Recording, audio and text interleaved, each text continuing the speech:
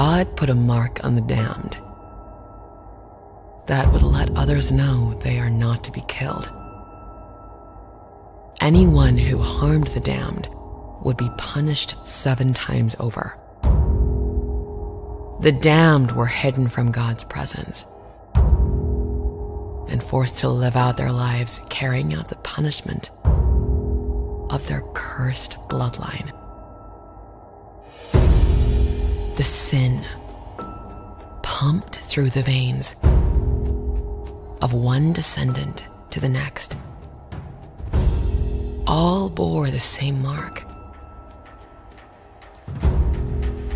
I know that my family carries a cursed bloodline. We were made to face the damned. Our blood makes us special. Our bloodline attracts the damned and gives us the power to fight them. The hunt continues for the one that got away, but my mission beckons me forth.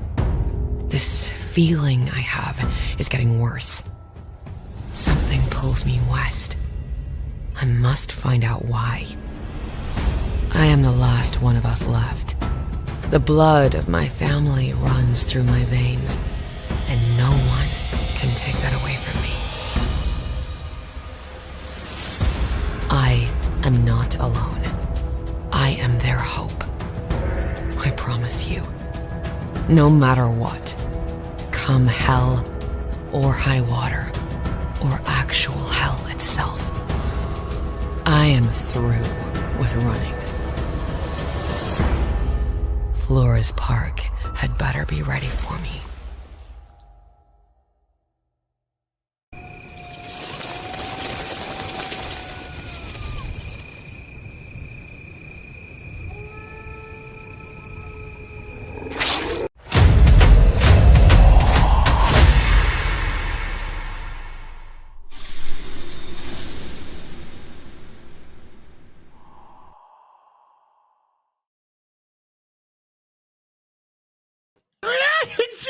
Yeah. You snuck that one in there, didn't you? Yeah, buddy. I'm just setting up the stream, you know, having a bit of coffee, having a bit of Horseman. And then I just seen Yaira 2 announcement. Yaira coming tomorrow. What? What? Just snuck that in there just like that. Just drop it on Why am I signing NDAs if I find out shit? Well, mostly it's for me to shut my fucking mouth. But, I mean, God damn it, Leroy. Yaira 2 pre-orders tomorrow. Tomorrow. It's going to be loaded with goodies. Is it loaded with gooding? Loaded with goodings. Let's go with that. It'll be loaded with goodings. Okay, for sure. No, it had a bunch of stuff. Man, I can't wait for people to see what we've been cooking up. Like we said, or if you watch the Rip Reveal, boo this man. If you watch the Rip Reveal, we got a lot going on. It's going to be a massive year for us, and we had to get started at some point, right? So why not now? So we're gonna get this thing going early this year. And it's not the only little deal that we'll be doing this month. It's going to be very, very, very exciting. We got a lot of stuff going on. Bloodruth to close out eventually and stuff as well. But it's just a fun time right now for the Rippaverse, man. So stoked. Yeah, very excited myself. Loved the first Yaira. Great book. I'm like bursting at the seams to get my hands on Bloodruth, and then suddenly Yaira 2 is just around the corner. Damn, man, just drops it like that. Like what? And I'm pretty sure that you've announced this. But this is now a shorter book. Yeah, so Yaira 3 comes out quicker. Yeah, exactly. So that we talked about that in the Rip Reveal. That we are doing it in a way that having a lot of, at least for the ongoing series, for the graphic novels, if they need to be 200 pages, we'll do that, whatever. But for the ongoing series, so that people aren't having to wait for a couple of years or whatever to get another one, we moved to this new format in which the page counts are going to be, speaking of gooding, more akin to that. So you're going to see, high 50s to 70 page books. So they'll be much bigger than a traditional floppy, still, and they will have a spine and everything. But it'll just, instead of being like a massive book, it'll be a shorter one. Also, the price will be reflective of that. We're not going to charge you the same. Wouldn't that be something else if we charge you the same thing that we did? We're not going to do that. Shout out Jen and Sylvia, by the way, creators of or the writers of Yaira, as well as Bloodruth. I know, right? So they'll have 2 active projects at the same time, which would be really, really cool. So yes, they'll be cheaper for sure. The price will be reflect, so it's an easier buy-in for you guys as well. And we thought that made sense, considering that we're going to be putting out a lot more material this upcoming year. So it's not going to have to be this huge investment for you guys that just want to keep up with a book. Nice. I mean, that is some pretty damn good stuff. Holy. Yeah. Rumor might has put it in a good word. It was like it's going to be 2 to 3 months worth of material instead of 3 to 4 months or more. Then yeah, that's basically what we're doing. So it allows the book that's following it to come out quicker as well. So yep, I think it works out for everybody. It's cheaper and it's coming quicker. So okay, good, because I can rescind that. Rumor has it, because you just literally stated it, that they are going to come quicker. Yeah. Has gained weight? He has. Yeah, I have, dude. I couldn't stop eating your mum's pussy, and she's really, really high in calories. Okay? Really high in calories. So I'm on a strict, now that I'm back in the UK, I'm on a strict not gonna eat your mama's pussy diet. I cannot in any capacity cope with that amount of calories anymore in my diet. High in fat, high in sodium, high in calories. So we got to move on, David. I'm sorry. So give my best to her. Tell her I'll send her a Christmas card this year or something. Oh my God. That's good. But yes, Yaira, Bloodruth. What else happens this month? We'll have to see. Because fuck off. Yes, you'll have to see. I gave you Yaira. I feel like that should hold you off for a little bit, and then maybe there's something else that happens this month. I don't know. I'm just saying. Would that be cool? Can we play a game? Is it an announced book? Is it a collection? Is it a unannounced book? Is it a no, I can at least say that's not a spoiler by any means. It is a book that you know is on the way for sure, is what we're looking to hopefully get out by for another one that will be accompanied by a collection for sure. So yeah, that's a no-brainer for us. That said, definitely, and I have a video that I literally recorded right before we had done this that my team will be editing up, and we'll put it out, basically explaining kind of some of the Q1 plans. And man, when we go, like, especially once March, it's gonna feel like, once March hits, it's gonna feel like every other week where we have something else that we're showing you guys that is of some things that we've been working on. It is going to feel like this is going to be your sandbox, as it should be. That was what I wanted to build a company towards. I didn't want it to just be treated like some little hobbyist. I'd like to take out a loan, please. Big one. Very, very big one. They hung up. So yeah, it'll be a lot of stuff. It's gonna feel like, as it would with, like, you see some of the major publishers, like every week something is happening. It's gonna feel like that way with us. And some stuff will be part of a collection, other stuff won't. Maybe it'll just be a pre-order that sits it's just there. It's just there in the store. But there's gonna be a lot of stuff, not to mention what's coming with Rip Ascend. Shout out Jay. I gotta start the show with that, right? Still need a horse. We do need that. We've been tied up. Chuck's been doing a lot as well. So we did finally put out the review video. You guys saw that. Some of you guys in the chat even made the review. So big shout out to all of y'all. That's why you should post your reviews. Go ahead and do that because it may end up in one of our videos. But yes, it's just so much is going on right now. Ripasend, obviously, we just closed down the first campaign for Ripasend. You can still get some of the leftover items in the basic store or in Jay's store, or it's on ripasend.com. But imagine that of pure sales. Jay's leftovers, got it. Jay's leftovers, you want those? But imagine that almost 120,000 pure sales, not including shipping, like some of the other platforms do, or taxes. Just wait. He was on 97 yesterday. When I say yesterday was a massive day, bro, that thing shot up, and over 3,200 books sold. That thing exploded. That was one that for sure. I can't compare it to some of the other Riververse stuff because I don't really know. But as far as what I've been part of, that was one of the biggest closeout days that I had been a part of. Jay, I'd like a loan. He's got it now. He's got it for you. He hung up on me. Because man, what a last day. That final day was nuts. But yes, it jumped up like over $30,000. Something like that.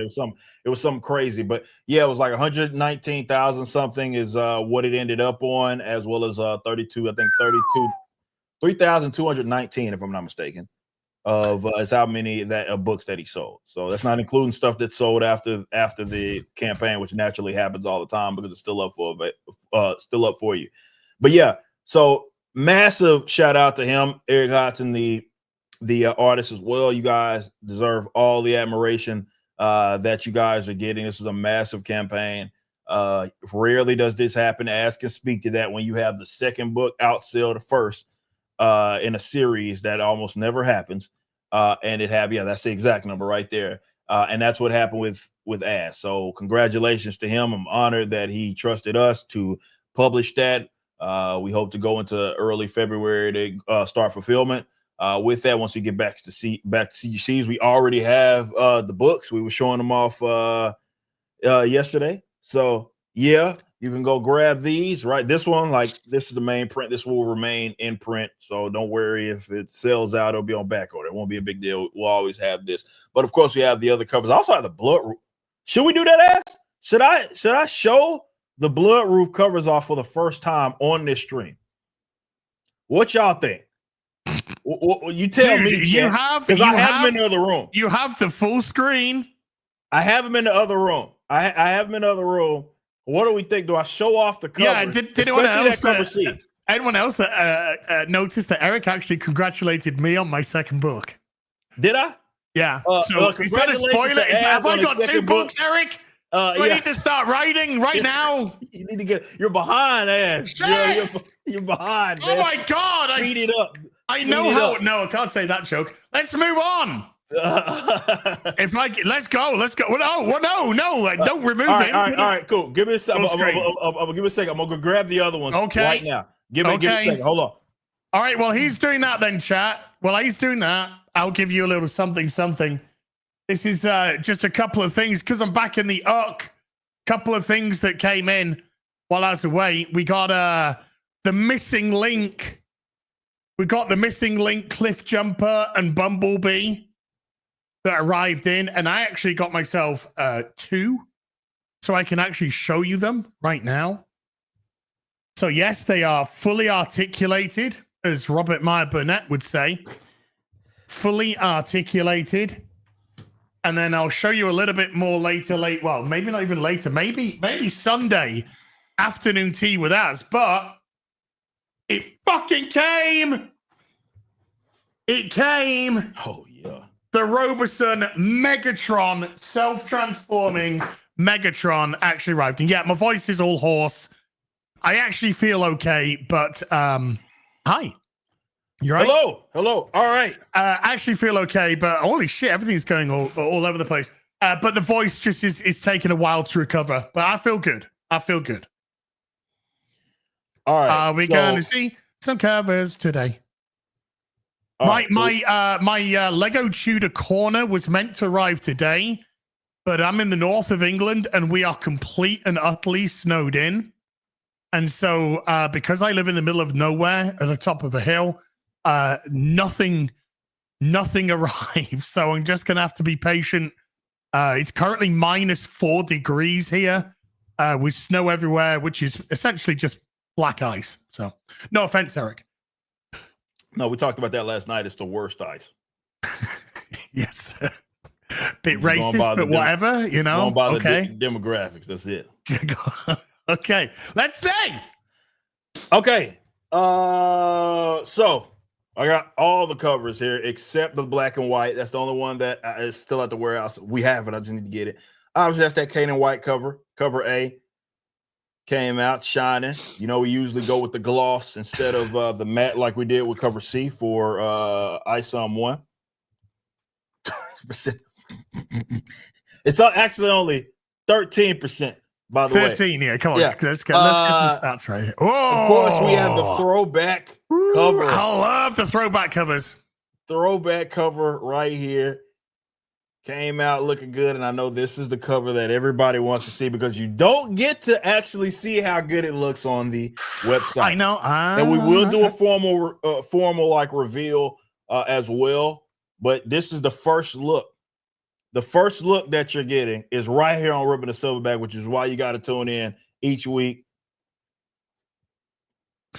Oh, cover C. Oh, yeah. Look at her eyes. Look at how the eyes glow, bro. Woo. That is nice. That's tight, like tiger. But that's titles embossed came out so good. You see the Bloods embossed. Good. The wolves back there are as well, kind of popping out of the screen. Wow. This is one of the best cover C's that we come up with, but the way that her eyes are glowing, like, look at that. That's popping. And it's shining bright. So this, of course, is the special cover. You know, we always go out. Oscars have seen it. Yeah, it's the first time they say. It's the first time anybody's seen this. Woo-hoo. Anybody, unless you're like obviously working out of the warehouse. This is the first you guys have seen of this. So first reveal. You can see some of the red foil as well, like on her suit. And I'm just so happy with how this came out. Like, look at this, man. So big shout out to Wagner, by the way, for the actual cover. I believe Marcos colored it, but Wagner, we're going to be working with him some more. But yeah, that's how this one came out. This is the one that I don't know how many more of these. Brandon would have to go check how many more of these. Link is pinned at the top. So take my money, says Adrian. I'm money. really, really happy with how this thing came out. This is one of the better cover C's that we have, and it came out so good. That's a doozy. That is a fucking doozy. It came out so well. And of course, the like more family portrait. I really love this. Oh, nice. You have the mass print cover D as well, and you'll learn more about her this upcoming very soon actually, because we hope to start this hopefully in February. We'll see if it crosses in like the 1st of March, but it'll be quick as far as us getting this out. That's a good one. That's a good one. So yeah, that was your first look, guys. That's why you got to show up to Ripping the Silverback. You never know, because this is really my dedicated stream for the week, guys. So you never know. This is why you tune in each week. I know we took a couple of weeks off because of the holidays, but we're back. This is why you got to tune in. You get those exclusives, right? So you guys were the first to see this, even before like our social media guys saw it. You guys saw it first. They're gonna be thrilled with that. Yeah, they're gonna be absolutely stoked that I just did that. By the way, and I'm sure I don't have any teams messages or anything of people pissed off. But yeah, that's why you got to tune in, because maybe I go rogue every now and then. And I just say, you know what, I'm just gonna let you in. Just let it out. Just say like this month, this thing at the end of the month. That's Yeah, that thing. I got you. I got you. Loose lips sink ships and all that, I guess. You know, so close. But no, guys, seriously, appreciate y'all. Bloodruth has been an absolute massive success. We know that sales are going to increase as we get on the tail end of this. I believe it ends on the 20th, if I'm not mistaken, is the final day for that. It's going to be a very, very fun time. You guys are awesome. And again, I got to give another big shout out to our good friends over. And if I don't know how many of these are left, by the way, wherever they are. But I know there's a lot of people that got a chance to finally see the pre-orders tomorrow. Pre-orders for Yaira 2. Yeah, for Yaira tomorrow. Yaira tomorrow. But yeah, so you see Jay's books as well and how well those came out. I really especially love how Blue, because obviously Paul was a little more present there on it. But it came out so well. And of course, we got Green here as well. These came out lovely. They came out lovely. So we love to do those. We usually reserve it for just one cover for each release, right? That we really want to trick out, man. And we invest a lot into it. So we love how they came out. It's awesome. Oh, yes. Huge day. It's all right, I guess. All right. Yeah. Oh, man. Tomorrow's going to be massive. Okie dokie. 6 a.m. Central. 6 a.m. Which is what? Is that noon your time? Noon my time, which is 4 a.m. Pacific and 7 a.m. Eastern. Correct. Yep. So if you didn't see this little 15-second shot,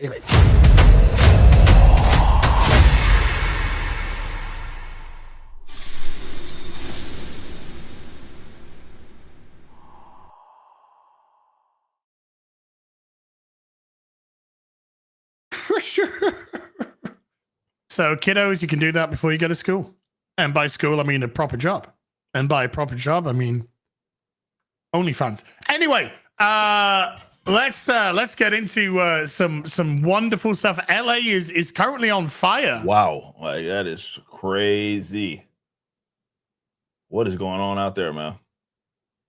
I know there's a lot of people talking about what's biblical. And I would say the Lord's work, but yeah, I mean, that's what a lot of people have been saying. I don't know if I'm ready to go that far, but it is like crazy what's going on out there, and I'm hoping that my folks that are out there, if you are out there in California, man, that all is good. Gavin Newsom gonna be jealous. It's like this. I want to burn California down. I mean, he had been trying. Yeah. He had been trying. He did his damnedest to try. That's for sure. So I don't know, man. And then looking into this, you know, it does look like there is some incompetence. I mean, imagine that as some government incompetence. It does seem like some of that is afoot. So it's very interesting to see that play out. But I know our good friend Frank Gore was told that he needed to get out. Yeah. As long as Robert's free and Frank are okay, you know. Yeah. A couple of others, then you know. So I'm hoping, man, because that is crazy, man. Like looking at some of those videos, some of those fires, man. Like that's, whew, it's crazy, man. Yeah, in the in the middle of wintertime, good stuff. Yeah, I just want to show you a quick tweet that somebody tweeted at me. Okay, right. Mm-hmm. This is a tweet of the UK border. Right. This is a photo of the UK border. Right. I went through this yesterday, and I took a photo, and some guy, not a policeman, some security guy from Heathrow ran up to me and he said, "You got to delete that." I said, "What?" He said, "You got to delete that." I said, "What?" He said, "The photo you just took." And I showed him. And it was literally a photo a little bit like this, but do you know what? I actually even zoomed in so it didn't capture anybody. Now this is a Getty image, so I'm okay with that. Right.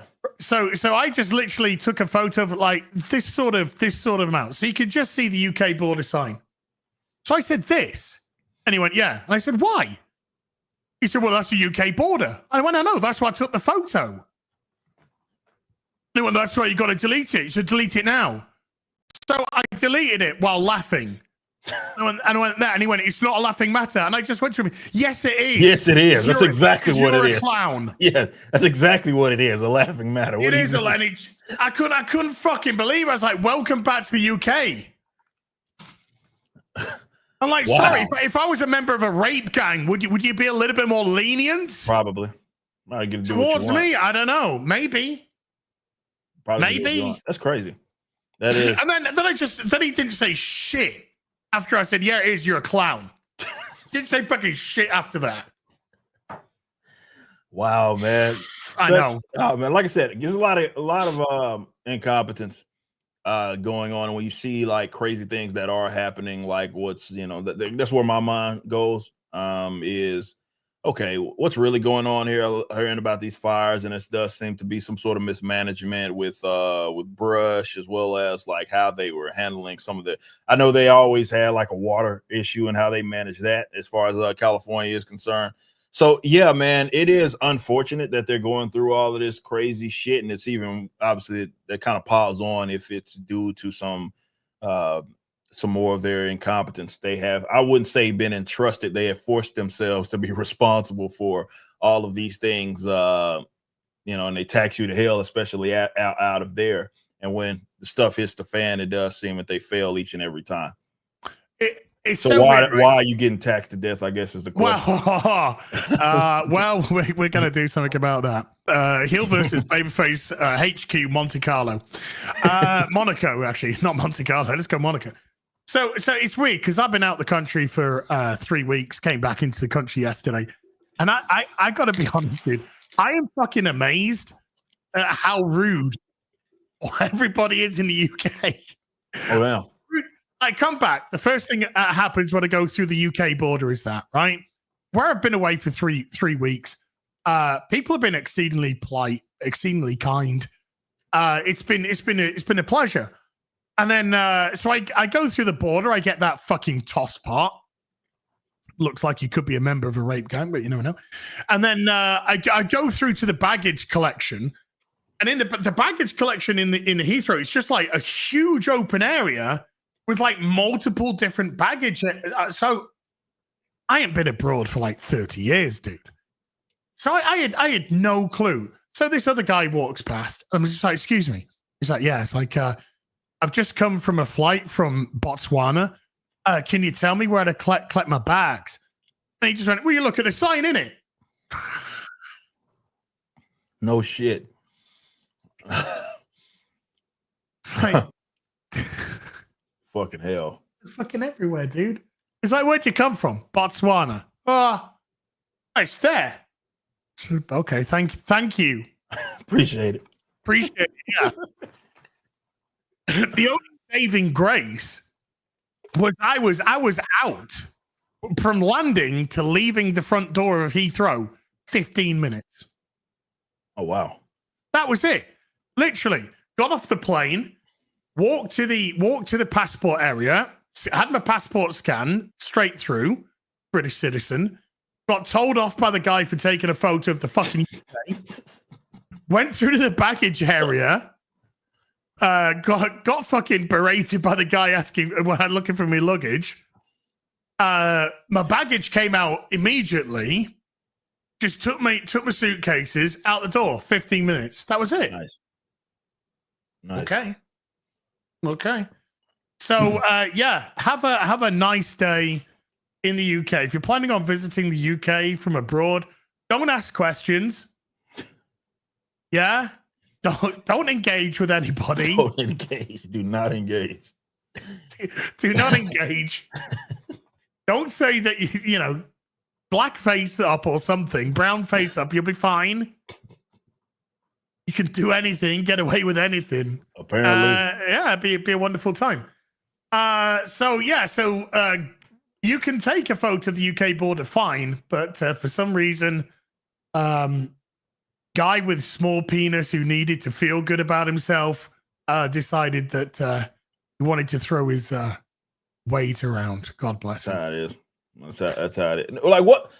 And obviously, you know, this is we tend to not go this route. I just think it's relevant because again, that's where you live. And I got to obviously chat. We were on Sarah's show. Was it yesterday? Yeah, it was yesterday. Me and Matthew Marsden. We talked about this. I mean, you can call it a scandal. Basically, Elon Musk puts eyes on this again, like what you were talking about, these great gangs. and some of the wild shit. And I couldn't remember what homie's name was that was all pissy at basically, he said the far right were spreading misinformation, and he seemed to be more mad at people in their response to hearing about this news and actually reading these court documents or whatever, than, I don't know, the actual fucking rape gangs. But I know you've been out of town, right? For the most part, and you get back, and they have this whole shtick going on. Is there like what's the atmosphere like with that whole shit, bro? Because I know we talk about everybody else's affairs and what's going on down there, but like obviously being based in the area, like what the fuck is what is going on with that shit? This is not a new thing, right? Okay.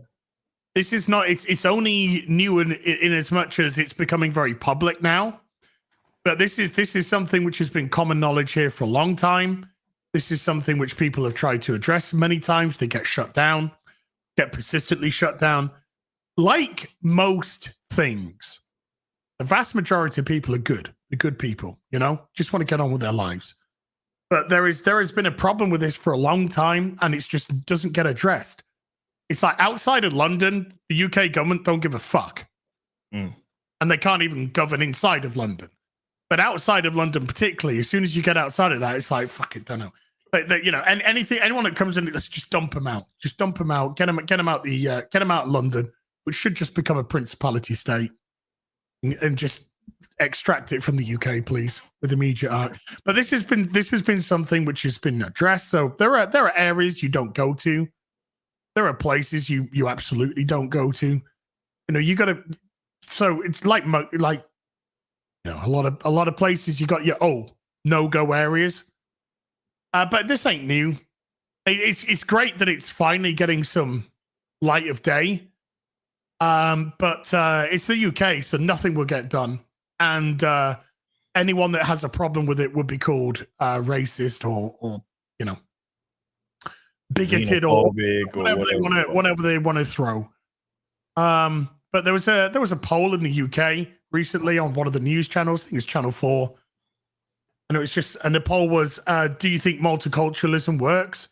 And it came back 95% no. Clearly. So Clearly. they don't give a shit about stuff. But yeah, we were talking about that yesterday, and I went on a rant. If you guys want to actually see that, go. I believe it's on Sarah Gonzalez's YouTube channel, where I went on a legitimate rant. We probably should have extracted that and shared that around, talking about the whole multiculturalism. It's like subcultures. I don't know anybody has a problem with that, but there for sure needs to be some sort of binding culture, right? A set of values, set of ethics. Otherwise, you get what you have here, and that's conflict, right? And it's a crime that you have governments around the world. We, obviously, this is. I did go on a pretty good rant, but this is, it's something that has been amplified by leaders, politicians, entertainers. I will go into that as something that should be worshiped and praised. Diversity is our strength. Coexist, all that other stuff. And really, it seems like they've set a ticking time bomb in various areas that was bound to go off, and they created turmoil, right, in a lot of these areas, because you have cultures that are incompatible. Yeah, if you have a culture which is literally antithetical to the country that they're coming into, how is that going to work? There are plenty of cultures that come into the UK that can work alongside. That can assimilate into the culture of the UK and still have their own belief system, right? And be fine. That's great. But when you have a culture that's literally antithetical to that wants to see the West burn, essentially, that wants everybody to be pulled to the degree that only their belief remains, then it's not going to work out so good. No, it's not, and unfortunately, it is the people, right? It's the citizens of these countries that are going to be the ones that have to deal with the problems. When I was hearing it was tough. I ain't gonna lie, and that's kind of why I went on that rant that I did. Hearing some of the details, of what was happening to like 13-year-old girls and stuff like that. And I'm like, why aren't these people like ready to, you're talking about tar and feathering, and like these guys should be, as far as these politicians are concerned, should be, I mean, let's just say out of their positions. But we also covered another story where it's like their reaction is the classic. It's, they're the far right, right? They try to dehumanize you essentially for wanting to address the problem. So they tie these buzz terms to you for that reason. Yeah, because look, just from a logical, objective standpoint, if you've moved, somebody from the UK moves to another country, and that person has been found guilty of graping, not just graping, but graping in gangs or whatever it is, I think it is a very, very fair punishment, at the very least, to have them extracted from that country which they decided to go to. I agree. I don't think that is in any shape, way, or form controversial. And that's getting off easy. Yeah. I mean, that's a bare minimum. That's the floor. You could serve time there and come out of prison and then immediately be extracted. Yeah. I got no problem with that either. Yeah. But one of the things that they should do, either pre or post incarceration, is GTFO. Yeah. Because that's not somebody you want in your country, regardless of where they're from. That's a fact. Is that a value add to whichever country? No, it's not a value add. It's a minus, a huge minus. So I don't think that is a controversial statement. And if you want to turn that into a controversial statement, I think they should start looking at you. Yeah. You're the person that seems to be the problem. Agreed. It's crazy. It's crazy hearing some of those stories and look at the reaction. It's not exclusive, because it's not even a rag on the UK, because it's not an exclusive to UK thing. We know that even, it's happening in other countries in the West, where really what's going on is you have a bunch of people in leadership positions, and then really just existing throughout any subculture for that matter, where they are more worried about how society, I don't even like using that term, but it's accurate here, views them, than they are actually uprooting some of these problems and getting them out of there. So, we dealt with this with the whole Leah Thomas situation, or William Thomas situation out here, right? Where this dude is like, 6'2", so he's bigger than I am, right? And he's just dominating this the women's sport, right? And so you had a bunch of people that were swimming against William that knew this was wrong, because this is a dude, right? And instead of saying something, they would like do it in secrecy, right? They would, hey, here's Outkick. They do this. They have you report on it anonymously, right? And you're telling them, oh, this dude's walking out with his junk out in the women's locker room. Yes, he was. And I'm not speaking out of turn of phrase. It's something that they were doing. And there's a lot of complaints about that. They were uncomfortable with. But they were doing it anonymously, right? Why? Because they didn't want to be called a transphobe. And it's like, it's like that's where we're at now, where a bunch of people feel like it's worth it to have either your country, your state, your city, your neighborhood be ran into the ground, have the sanctity of whatever thing that you're doing, women's sports, doesn't matter. You rather have that be destroyed than be called a racist or a homophobe or a xenophobe. Like, that's crazy. That's absolutely insane how they have been so effective in weaponizing those nonsensical terms, literal buzz terms that they just use to apply to people that they disagree with, that they've weaponized them so effectively to where people are whipped into shape. And they're like, I know this is wrong. I know this is wrong, but I don't want to be called far right.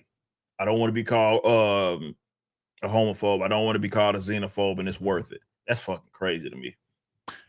Well, it's crazy that a man with a penis that was competing in male sports simply 18 months ago, 12 months ago, decided, you know what, I'm now a woman and I'm going to break pretty much every record there is there. and I'm going to walk around their changing rooms with my cock out. And it's the women who've got to tread on the eggshells. Do you know what it's like? It's like trying to buy the Decepticon Sunstorm and then getting it, and it's actually called Golden Shower. What the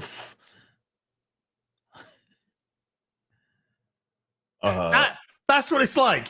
It's not. That's interesting. It's not working as intended. That's quite interesting. But do you know what it also shows? It shows what a government of cowards we have.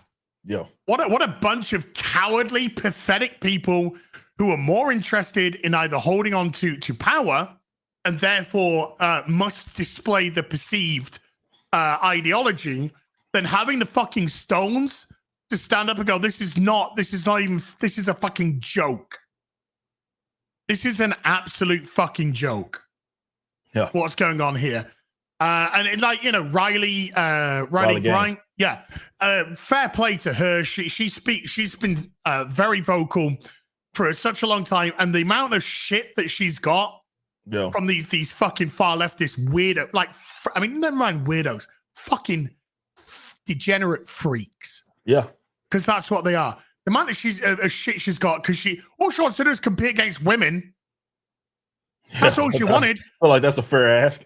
Yeah, I don't think that's asking too much. Do you know what? In my women's sports, I would just like to compete against women and not men 6'2" with dicks that walk around the women's changing rooms with a cock out.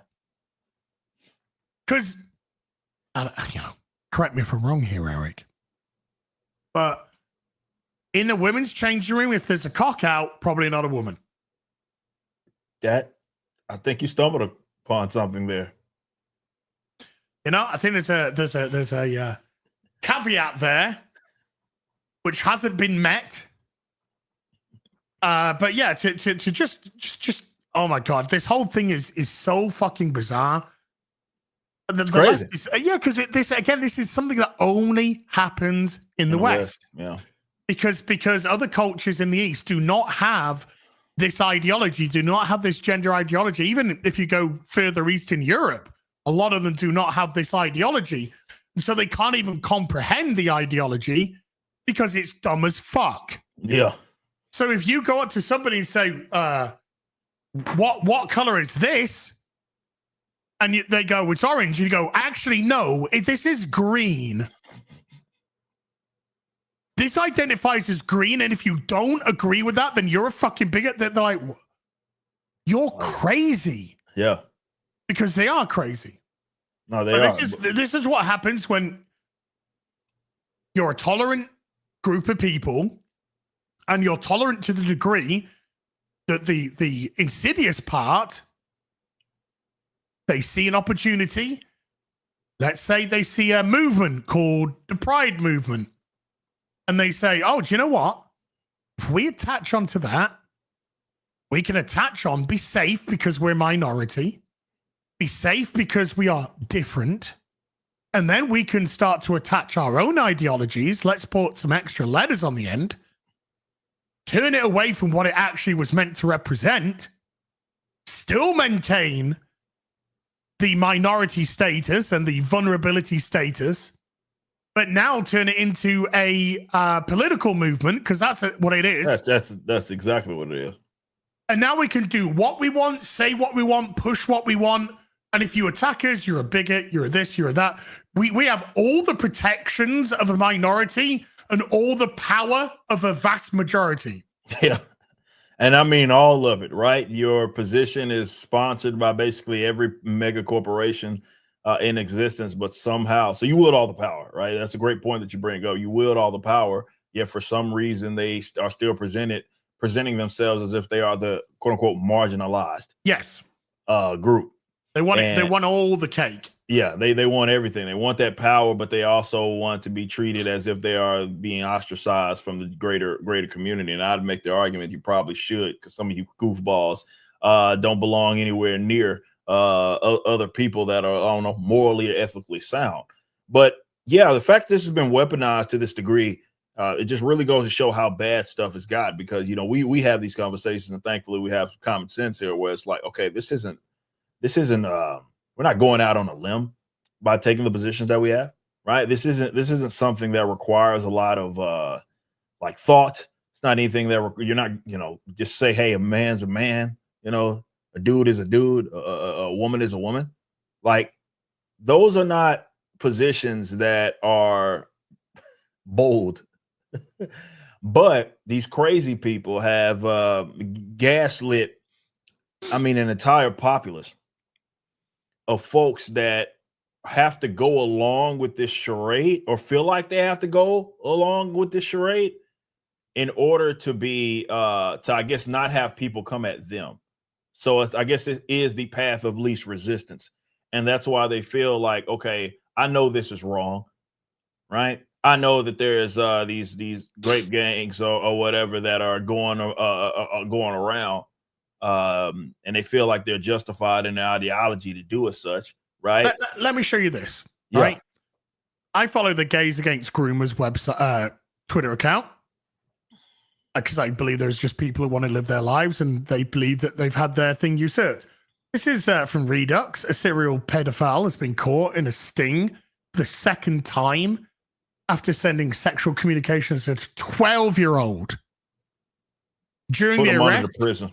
yeah, during arrest, Gemma Ann Hicks complained about being misgendered and accused predator hunters of committing a hate crime. Don't go after this person, but this is the sort of lunacy that we're dealing with. Someone committing a crime doesn't give you the right to misgender them. Red herring, man. Sir, they're hiding behind that to commit the crime, sir. Yeah. You fucking moron. This is the problem. They're using that to hide behind to do this stuff, and then when they can't get away with the stuff or they get caught, then they claim, oh, I'm being misgendered, I'm being targeted, blah, blah, blah. And more often than not, nowadays, they get let off because of it. Why do you think they fucking do it? It's a shield. And they know that there's going to be people, like the gentleman I was talking about earlier, that are going to do exactly what that guy did and make it a conversation. That's why I say it's classic red herring, because they're deflecting, right? It's like, okay, now we're having this it's not this fucking weirdo is a pedophile piece of shit. It's not, they're not saying that. Instead, you're talking about the gender of something or of the person that did it, like as if you're a fucking freak and you deserve to be under the prison. Why? It's not about the far right. It's the same thing we're talking about with the great cases, right? Or whatever, the grooming gangs or whatever. And then you have by the way, that's a really polite way of putting it. Grooming gangs. Grooming gangs, right? Yeah. Right. It's grape gangs is what they are. And then you got homies that's going on about, oh, we're not going to tolerate this misinformation from the far right. And it's like, give it time. It's like, why are we talking about that? What does that have to do with anything? I don't know. Maybe address the grape gangs.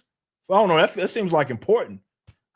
You know what I'm saying? That seems important. Not whatever you feel about the people that are, I don't know, speaking up about it.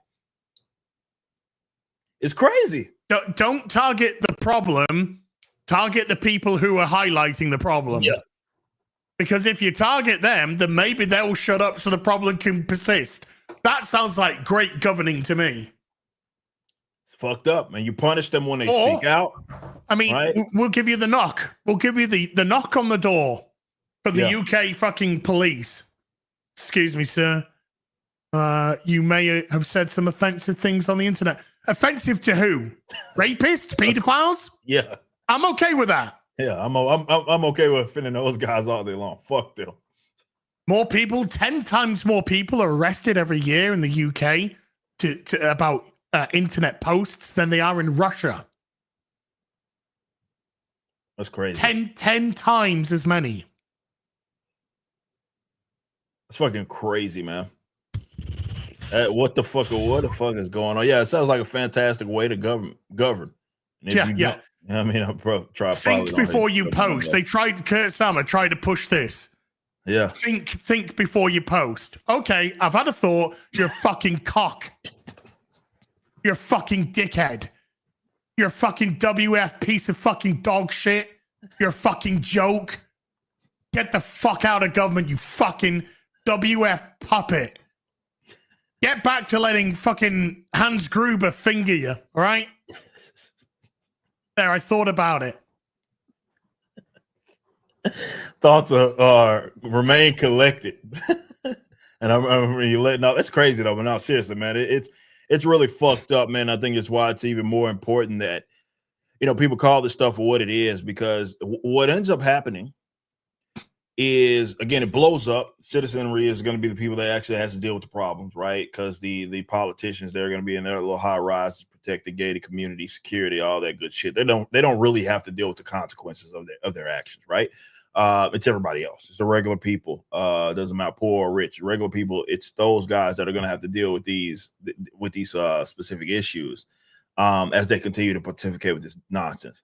And that's what's so frustrating about it all. When I'm hearing people like deflect from the actual issue, because as with any problem, you have to identify it to solve it, right? Yeah, I've identified it. The problem is government. Yeah, 100%.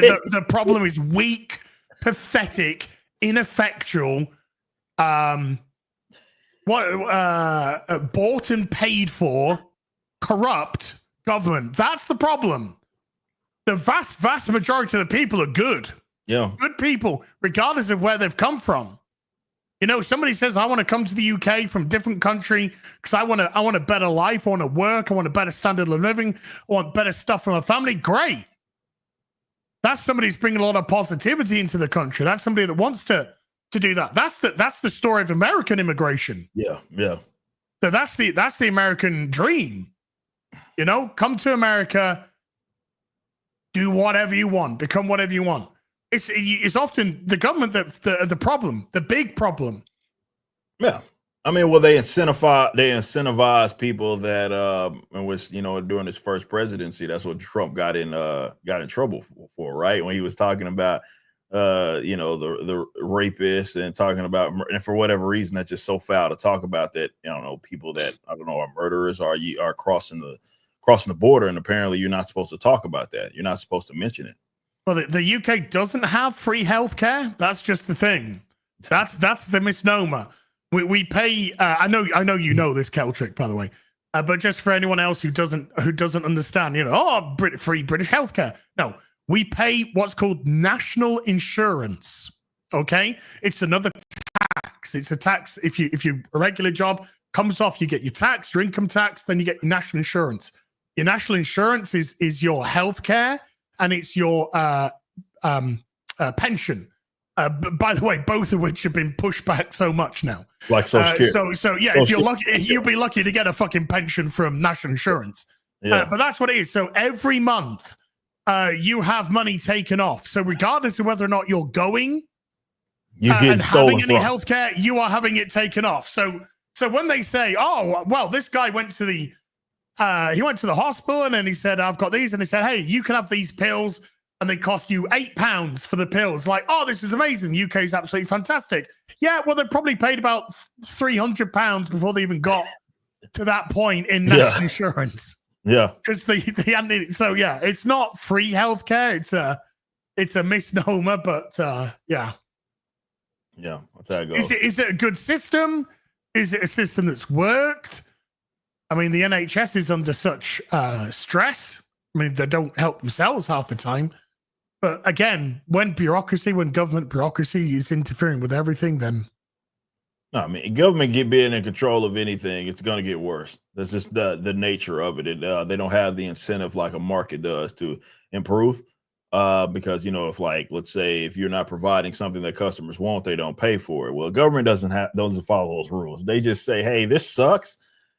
And we know it sucks, but we're going to continue to steal from. In fact, actually, we're going to raise it. We're going to steal from you even more than what we were stealing from, because we've been so inefficient that we need more money, right? I got good news, Eric. The fires in LA, in California, have actually been stopped. thanks to Gavin Newsom. He has placed masks on all the trees, and therefore the problem is now over. Oh man. Fire has now just vaccinate those trees against fire, and yeah, because it won't spread. If you vaccinate the trees, right. it won't. They won't get it. They won't get it. They won't get it. Michelle Walensky, she co-signs that. So yeah, so if you just vaccinate those trees, Gavin, vaccinate those trees, everything be great. Because then, fantastic, problem solved. Duh. Easy. They get jabbed. You don't catch it. You don't get sick. You don't spread it. That's what Michelle Walensky at least told me before she resigned. Fucking hacker. But yeah, sounds about right. Sounds about government, man. That sucks, man. Seriously, what's going on in LA is fucking that blows. But it's not like your government is even equipped to deal with this problem. So that's what sucks even more. And again, I've seen posts going around. I don't know. I don't live out there. California is a place that I usually try to stay away from. But I have been there. I know I was at San Diego Comic-Con not too long ago. But yeah, it's not a place that I like to be around. Let's just say that. So I'm not going to pretend like I know everything that's going on in that country. I know you guys have wildfires and stuff like that. I don't know if it's been this bad, and they don't seem to happen in the winter like this, but they are, which is a little odd. So I'm seeing a lot of people post about, everybody's got their theories as to what caused that, but it does seem to be that the centerpiece of this is government mismanagement, which does that surprise anybody? Yeah, they're fiery, but mostly peaceful forest fires. That's good, Jordan. Shout out, Jordan. That's pretty good. Fiery, but mostly peaceful forest fires. Mostly peaceful. Just before we get on to some fun stuff, because this is all fucking bollocks. Yeah, I know. This is all we're all talking about. What's wrong with the world? What do you think of Mark Zuckerberg utterly telling on himself as if that he was being a good guy? Got a chance to talk about that yesterday on Sarah's show.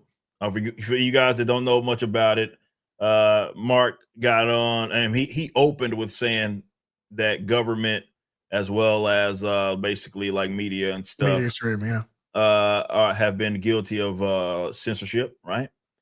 Which obviously he participated in. We already knew that from the Twitter files. But we knew that they were very much a part of it. And he talked about these complex systems or whatever, were basically, flagging people, de-throttling, and they want to move to a more focus on speech. I believe it when I see it. But what I put out there, shout out Flash, yeah, good thing the fire department did. Yeah, that always improves things, right? Diversity is our strength. It stops fires. Diversity does, by the way. But yeah, so it's going to be interesting because I think there's two things that happen out of that, or two incentives that he has to take their approach. And it's actually a white pill, believe it or not. I don't personally care why he's doing it. Is he a reptile? Maybe. I don't know. I think he's a robot. Is he a robot? He could be. Yeah, that's because also the software. They're getting the software better. They're getting the skin a little bit better. They've grown out the hair a bit, and they can look a little bit more real. I mean, admittedly, he did glitch at the beginning of it, but when the glitch was fixed, he managed to go through his spiel. But yeah, I'm going with Android. Yeah, he could be either of those. We don't know, but we had two things happen, right? And he brought up one of them. One of them was the election, and he talked about how that signified seemingly like this change in culture. But also, you had what's going on with Twitter and Elon. And I think he just saw it was advantageous for him at the time to take that position, because now he's like, he can position himself to say, I'm going to give it a shot, and as to be this quote unquote free speech, what that means to anybody. Good luck trying to nail them down on what the fuck that means, depending on who you ask. But I think that was more of it.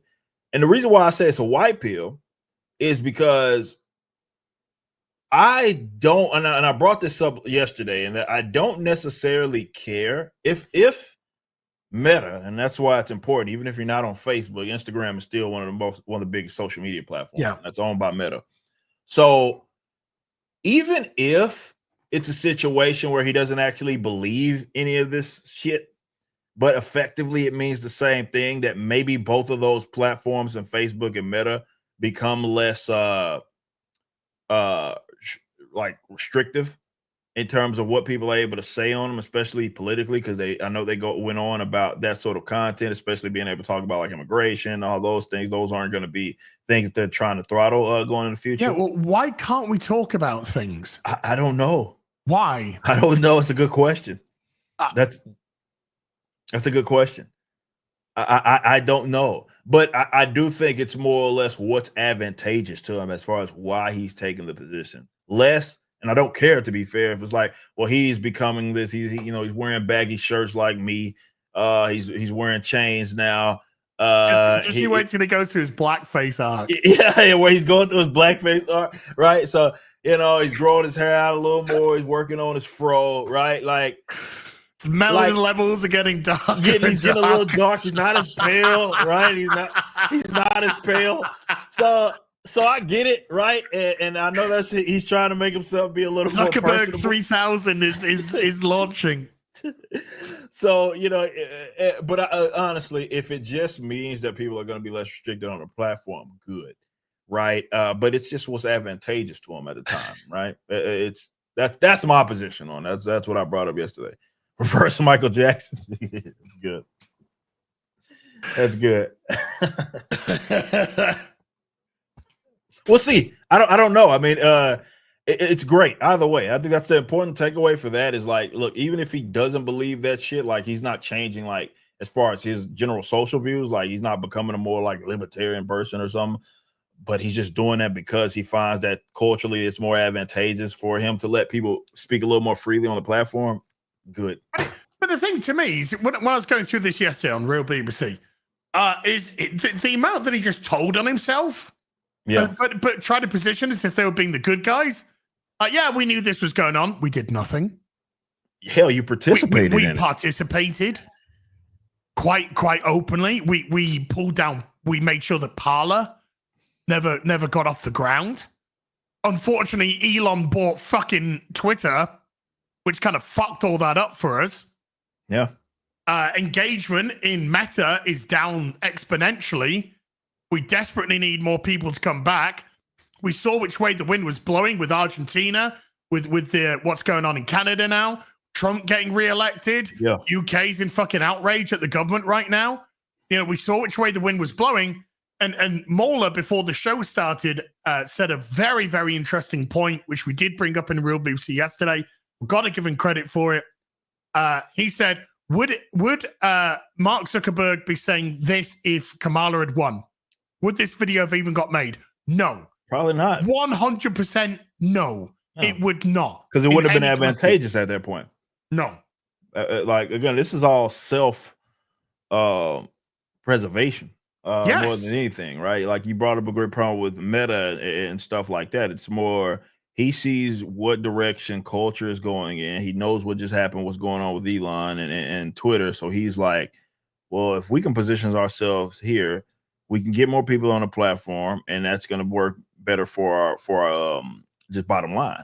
And like I said, if he's doing it for market reasons, I honestly don't give a shit. Like, I think it's more fucked up that you have guys like himself or these massive platforms working directly with the government to suppress their ideological enemies. I find more issues with that, which is fucked up, right? And we know from the Twitter files that they were doing that, and they weren't the only ones in on it. Like, it was a lot of collusion, let's call it that, like legitimate collusion between them, FBI, all these guys being involved with certain narratives. Obviously, we know Facebook, Twitter's the same, but Facebook especially, that was a scandal that probably wasn't big enough with the Hunter Biden suppression of the laptop shit. Okay, can I bring up the fact that he even stresses we're getting away with fact checking and replacing it with a community notes, like, yeah. So you're admitting, and he admitted that his fact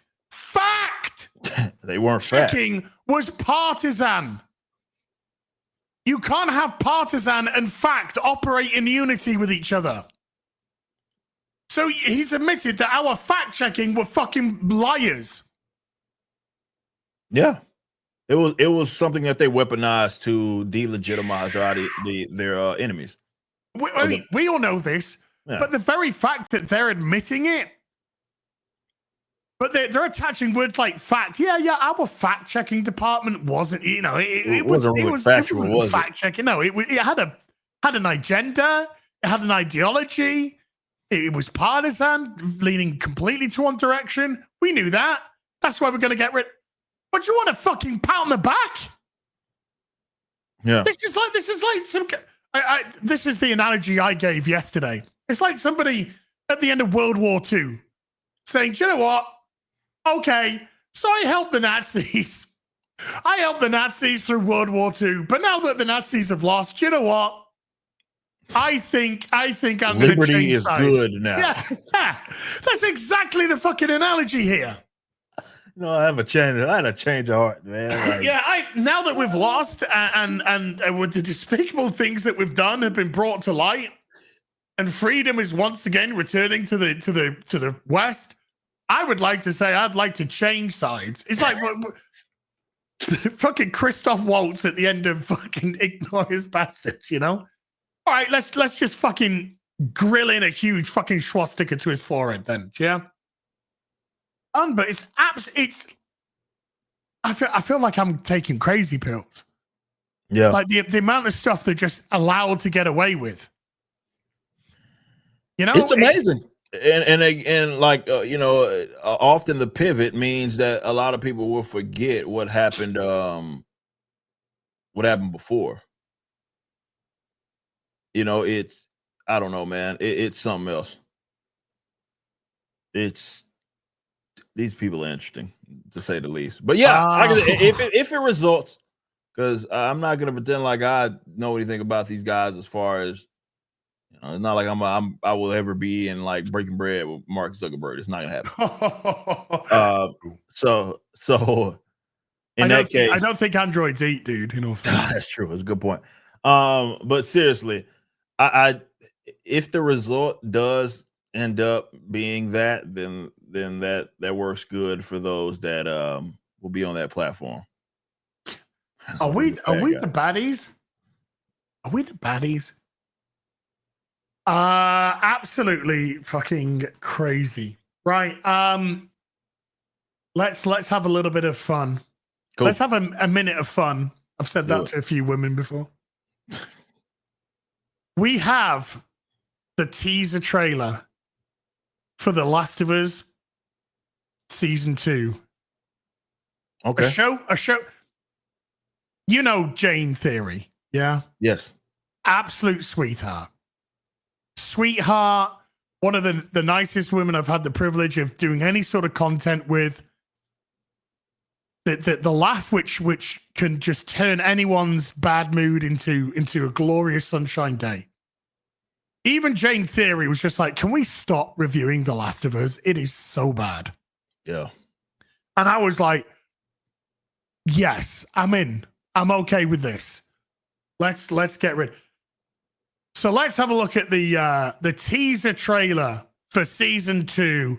Big Papa Pump Abby, not looking in real life as big and Papa Pumpish as the video game, dude. What's going on there? I'm okay anyway. Because I thought, according to Cuckman, this was absolutely a realistic body type for a woman in a post-apocalypse 20 years down the line, if she just had a bit of protein. Anyway, let's have a look.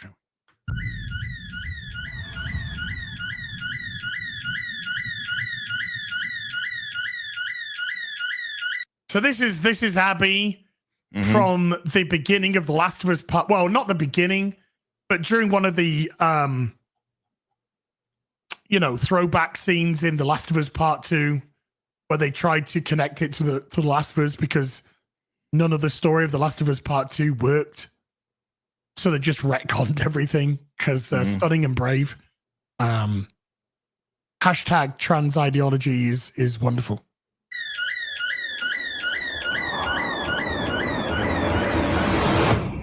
It doesn't matter if you have a code like me. There are just some things everyone agrees. Okay, so again, that'll be Dana dancing with Ellie before she gets a bigot sandwich. By the way, this just in case you don't know, chat, I feel it's my responsibility to make sure that you are full of context. This girl here has just had semen dumped into her by an Asian guy to impregnate her so that she can go and get a gay girlfriend. Just to give you context, because that's apparently how it works. Interesting. That is Pedro Pascal crying because he's about to get hold in one. Yeah, about to get it. How many times did Joel cry during the game, dude? Well, I remember him as far more stern. Yeah. Did he maybe cry when Sarah died? I'm not even sure he died when Sarah died. But it's Pedro. He's about to get a club. He's about to get a driver. Maybe a 3-wood. Yeah. But that's the only time I can possibly, but I'm not even sure. I think it was angry. I don't know. I think when Sarah dies, maybe, but that was it. But you know.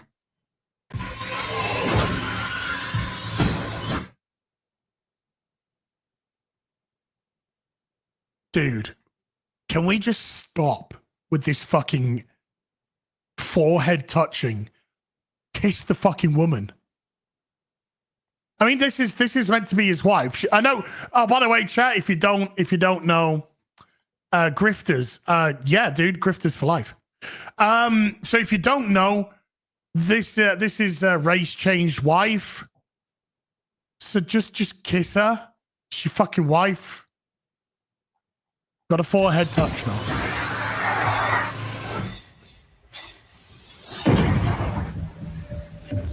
By the way, Joel dies because Ellie decides to get baked and have sex with her new girlfriend from a day. And then Abby holes in one Joel's. Yeah. He didn't have permission probably, yeah. I mean, I think being married kind of gives you a level of consent. It's implied. Is what you're trying to say? I mean, yeah. I think the marriage certificate is implied consent to anyway. I'm like,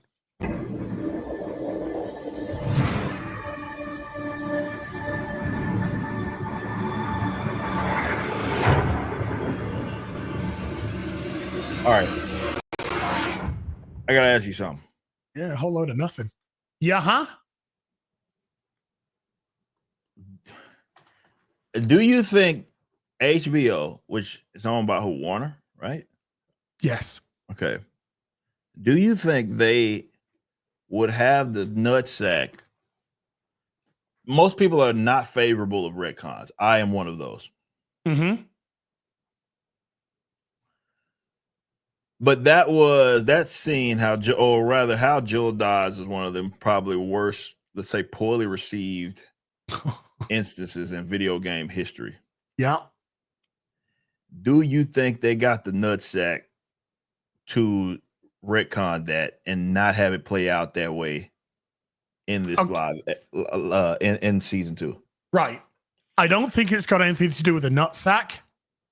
I don't think it is going to go down the way, or at least it's not going to go down as quick, because Joel is killed within the first 30 minutes, I think it is, of The Last of Us Part 2. So I think they want Pedro Pascal to be in season 2 longer before they kill him. So I can see them dragging it out or adding a lot of flashback scenes to have Pedro in more in the show. But I think they said they're changing some stuff, but fundamentally it's going to go down the way it goes down in The Last of Us Part 2. So I think purely for the sake of having more Pedro Pascal in the season before he's out and done, I think they'll extend it. But I don't think it's got anything to do with the nutsack. They're all in on this. Episode 3, remember, last season was just purely made to try and win an award. They achieved what they set out to do, had nothing to do with the game, had nothing to do with the show. It was purely propaganda, DIE propaganda, and that's what they wanted. So no, I think they're all in on the DIE shit, the Stunning and Brave shit, but they want more Pedro because that's what I think. But do you still think he's gonna get clubbed? Yeah, I think he's gonna get joeled in one. Okay. It's either going to be a club, golf club, or a cricket bat, or something. It's going to be something along that. But yeah, I think they want the imagery of Abby holding the club. I think they legitimately want that. Okay. So all the people that haven't bought the game but got the Ellie tattoos, or the Ellie cosplayers that don't give a fucking flying fuck, they just want to post their pictures, can go, Stunning and Brave. Yeah. Man. So I have a follow-up question then. Yes, they will have the bigot sandwich. But do you think it's going to be, because I mean, that was a huge deal. When we found out that was happening, that was a massive deal. This sparked this whole entire online debate, right? It was massive. Do you think that it would be as big as that to see it play out again? I think the people who are watching the show are okay with what's happened if they played the game, so they're not going to complain. I think normies might be... I think some normies might be like, oh, that was a brave move to kill off Joel. I think so the women who are tuning in for Pedro will be like, what? Wait, what? But in terms of gamers, no. I mean, we've said what we've wanted to say, really, about The Last of Us Part 2. I was totally behind The Last of Us Part 2 in terms of excited for it right up until the leaks which came from Naughty Dog. So when the leaks came out, that's when I turned. You know, it wasn't it's kind of like... It wasn't like nobody went into this like, oh, we're going to rag on Last of Us. It was not that. Everybody knows that I clocked so many hours on doing the factions stuff, playing online of the original Last of Us. Played so much of that fucking game, man. So love that game. Absolutely love The Last of Us as a video game. It's so difficult. I doubt I'll ever play it again simply because of where the second part went. So it's kind of ruined that. Yeah. Which is a shame because The Last of Us is a great game as regards to family and stuff like that, father-daughter kind of relationship. It's got a lot of positive messages in there, and the second one doesn't. The second one is complete commie fucking dog shit. It's the destruction of the family. It's the destruction of heterosexuality, homosexual shit. It's so bad on all fronts. The destruction of masculinity. It's the destruction, the elevation of trans identity. It's completely antithetical to the first game. Golly, it was so bad. Like just remembering those leaks coming out, and just remembering what we knew, learning about what we knew about it, and it was like. It was almost surreal. Like, it's like these guys didn't just do that. Like, there's got to be a catch or someone's like, no, they killed off Joel, and then they made you fucking kind of play as the broad. That was the double whammy, right? Where you're essentially trying to treat this character that just killed off him as a protagonist. Cuckman thought he was so clever. What he'd be able to do is, I'm going to kill Joel off at the start of the game, 30 minutes in or so. We're going to kill Joel off with Abby, but you're going to play as Ellie, and then halfway through the game, we're going to change you to play Abby, and you're going to be like, what? And then by the time you finish playing Abby, you're going to be like... You're going to resonate with, like it was like Abby never killed off Joel. Yeah, like, what it's the like, fuck oh, did you think? this is amazing. She's such a great. No, and everyone's just, I know she's a fucking. Yeah, That's what she is. Horrible character. My mate, who didn't have any skin in this fight whatsoever, borrowed my copy of The Last of Us Part 2. I never asked for it back. Borrowed it. He started playing. I said, how are you finding it? He texted me back saying, it's all right so far. You know, he's got no skin in this fight. Then I get a text from him one day. Beep, beep, beep. Look at the text. He's like, what? We're going to play as that fucking stupid cow Abby. It's yes, like, yeah, for the next 12 fucking hours.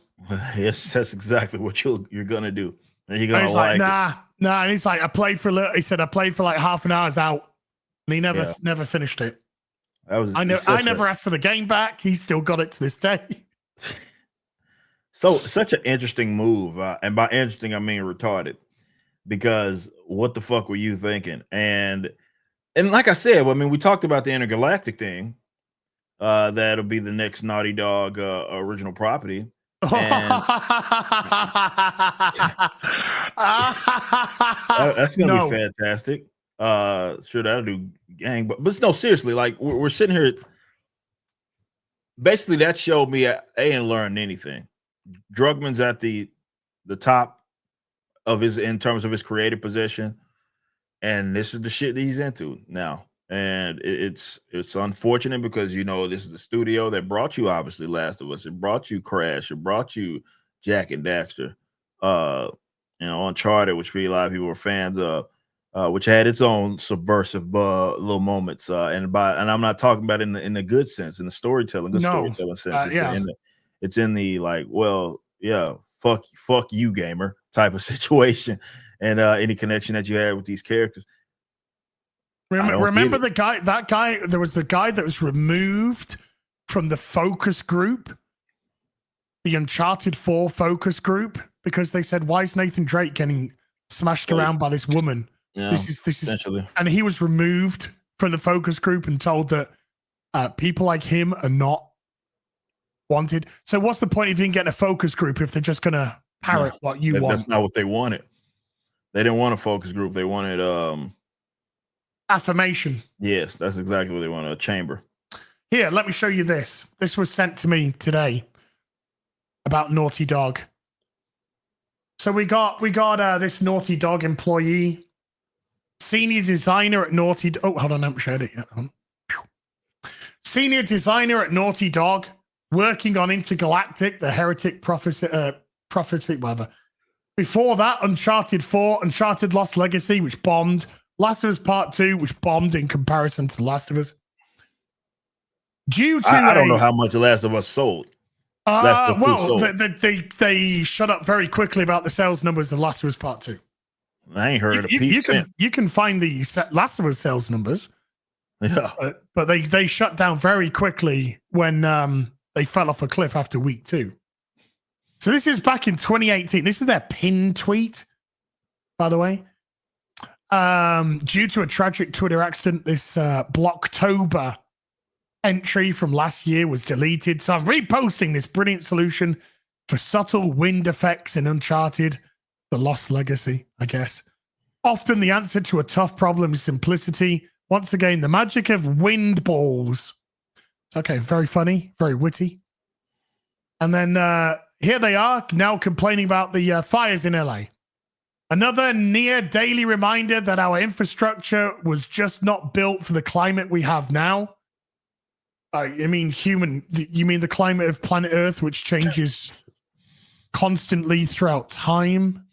Anyway, never mind. Yeah, I am not a climate change denier. I am not a climate change denier. I am a huge believer in climate change.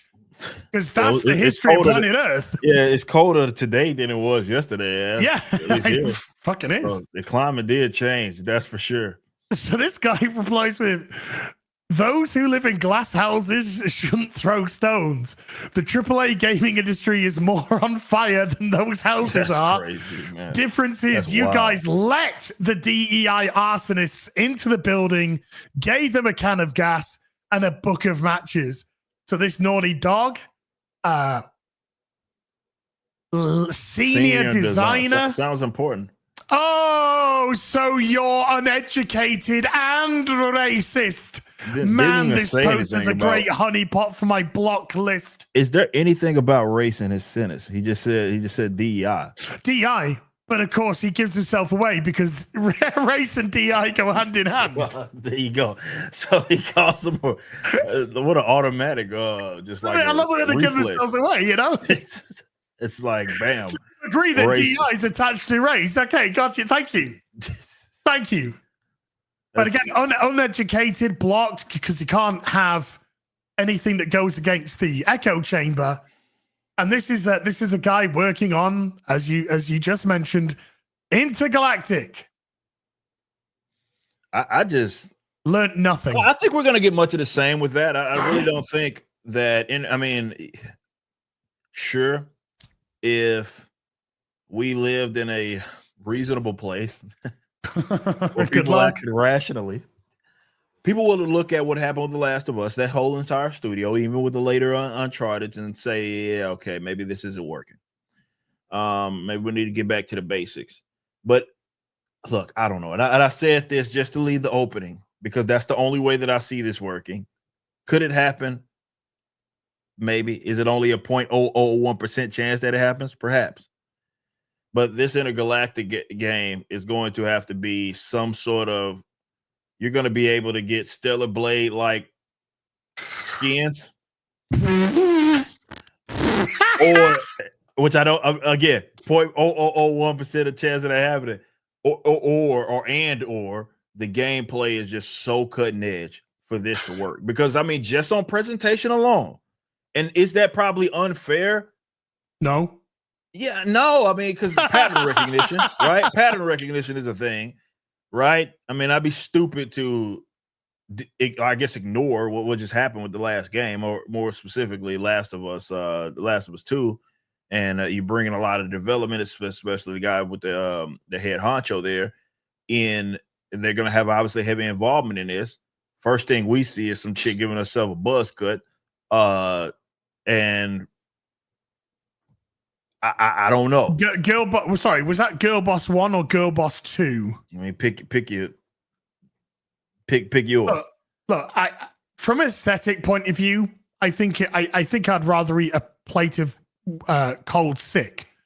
Just from an aesthetic point of view, it seemed kind of tragic being in a Porsche spaceship. Kind of tragic, that sort of stuff. Aesthetically, you're not going to get the Stellar Blade kind of shit. It's never designed for that. It's not a fucking Eastern company. They're not there to put smiles on faces. The only way for me that this game can succeed is the gameplay. That was what I led with, right? That was last time we talked about it. It has to be, but I don't even think good is good enough. I think it has to be like, if for people to ignore the other stuff or to say it's whatever, it has to do something that's like next level, next gen, if you will. Wait, by good gameplay, I mean gameplay that's gonna draw you in as a player. Yeah, you know, because aesthetically it isn't. I gotta call me crazy. I got a feeling that we're not really gonna give two fucking shits about the story and this character. Particularly with the way that they portrayed her at the beginning, she just seems like another obnoxious fucking leftist twat that nobody fucking likes apart from people within these studios, and I don't even think they like them. I just think they're shit scared of them speaking out. You know, how dare you challenge a woman or what she says? So I think it's got to be one of those. So I am a bigot towards ugly fucking women in video games. I am, and proudly so. By the way, Victor, I just want to say that proudly so. So the gameplay has to be above and beyond to grab people. Stellar Blade wasn't just good eye candy, because of course it was fucking cheesecake. Loads of cheesecake, and I was there for it. I don't get that. You don't get this size without loving cheesecake, all right? But the thing is, Stellar Blade was also the gameplay was very good indeed. So you had this, you had this cheesecake and you had this great fucking gameplay. So the game fucking worked. Really worked. And I love Stellar Blade. I streamed it from start to finish. Loved it.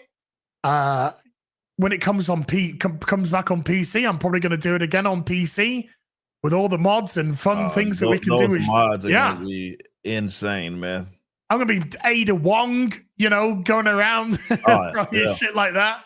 Yeah, those mods. So that worked not just on a singular level; it worked on multiple levels. It gave gamers, and that's why it was hated by companies, mainstream media, because it gave gamers cheesecake, and they hate that because all women are ugly, hairy, they need to look like dudes.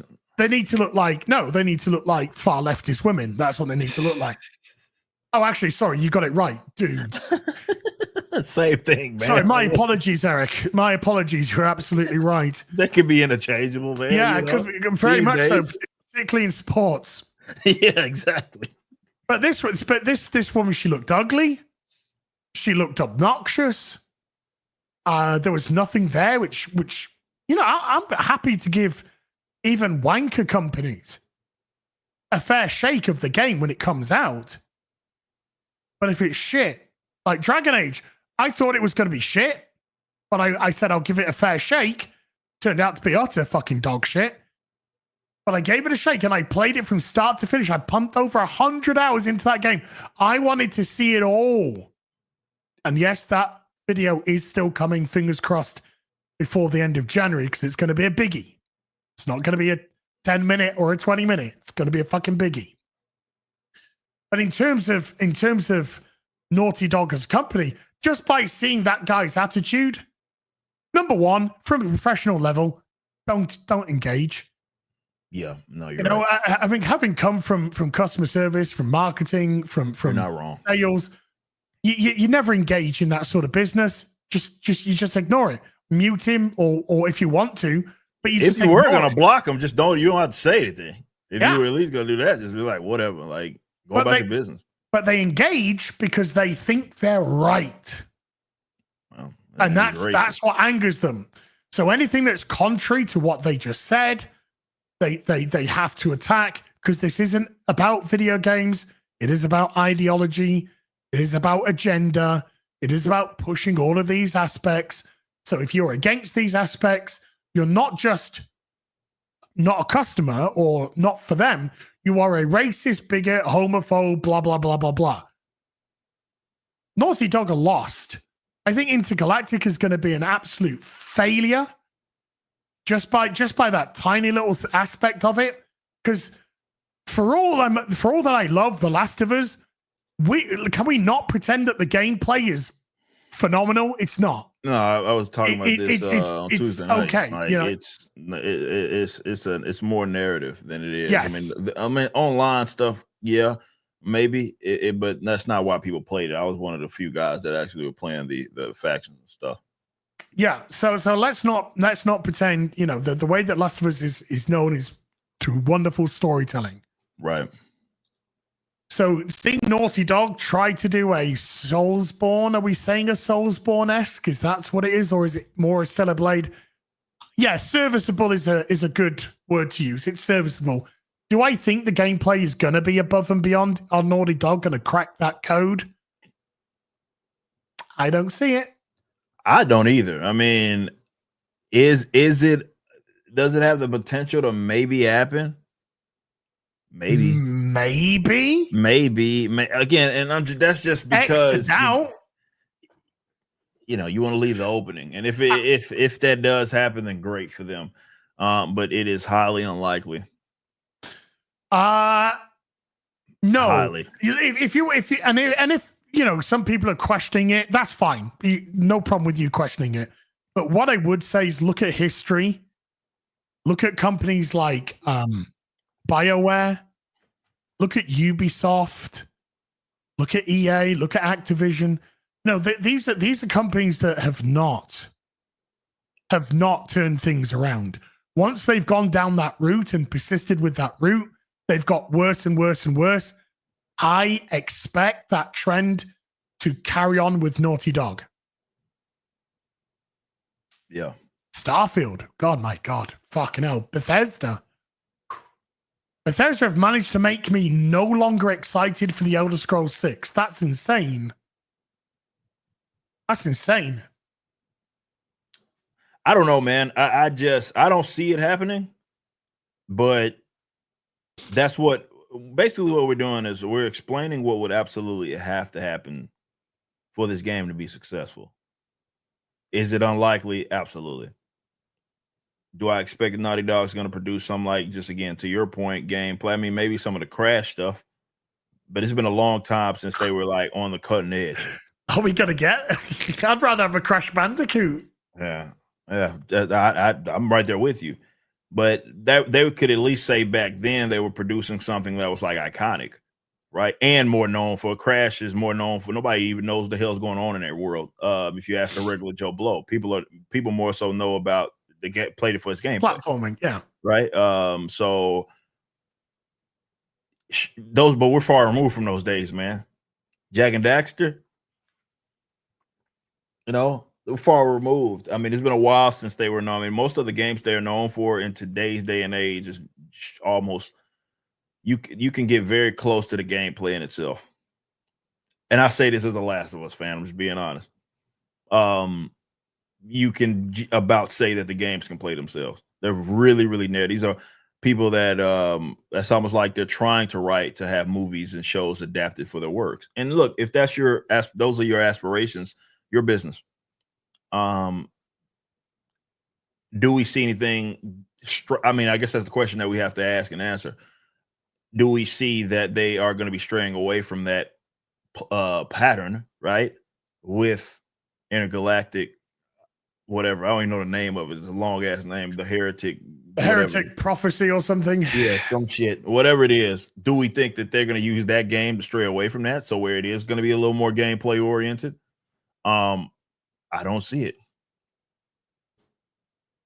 I just don't see it. I don't see it.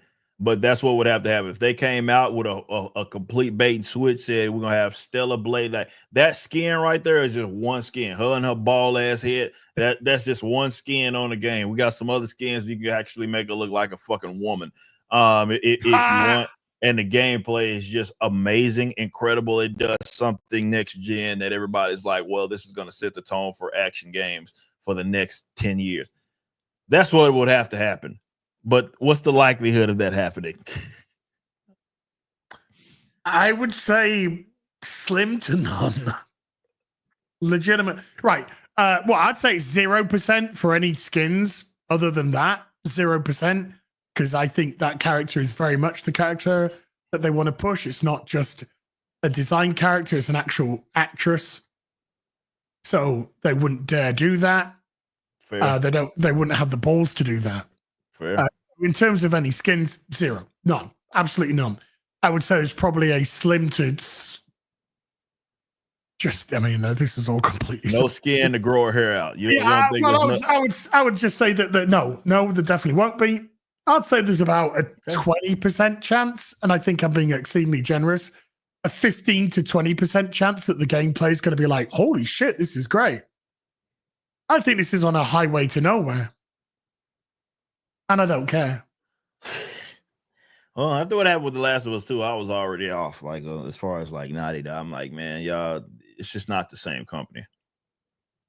Or, I mean, and to be fair, all those OGs aren't there anyway. They wouldn't start their own studios, or they got some other stuff going on. Yeah. All the old Naughty Dog, even like we know Naughty Dog for Druckmann. Druckmann was not there for the first Crash games and any of that. Not only that, is as soon as they got rid of Amy Hennig, you saw who was the good writer. By the way, Amy Hennig being a female, to us bigots, as sexist, bigot, misogynists, clearly it was Amy Hennig that was the fucking quality behind that narrative at Naughty Dog. Because as soon as she went, holy shit, did stuff fall off a cliff. Starting with Uncharted 4, Uncharted Lost Legacy, whatever it's called, which fucking bombed like fucking Hiroshima.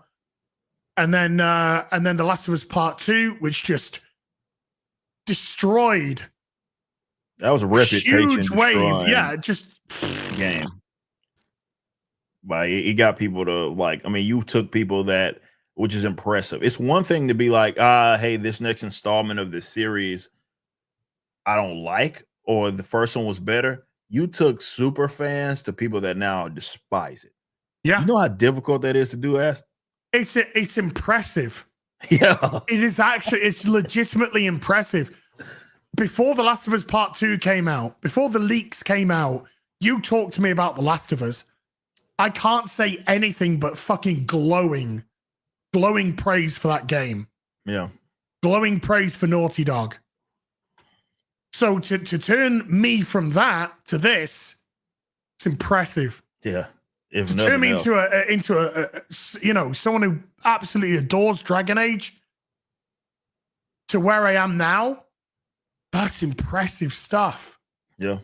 To take me from somebody who just lives in the Elder Scrolls universe, lives in it, to where I am now in terms of excitement for the Elder Scrolls 6, that's impressive stuff. It's all the West. It's not the East. It's all the West.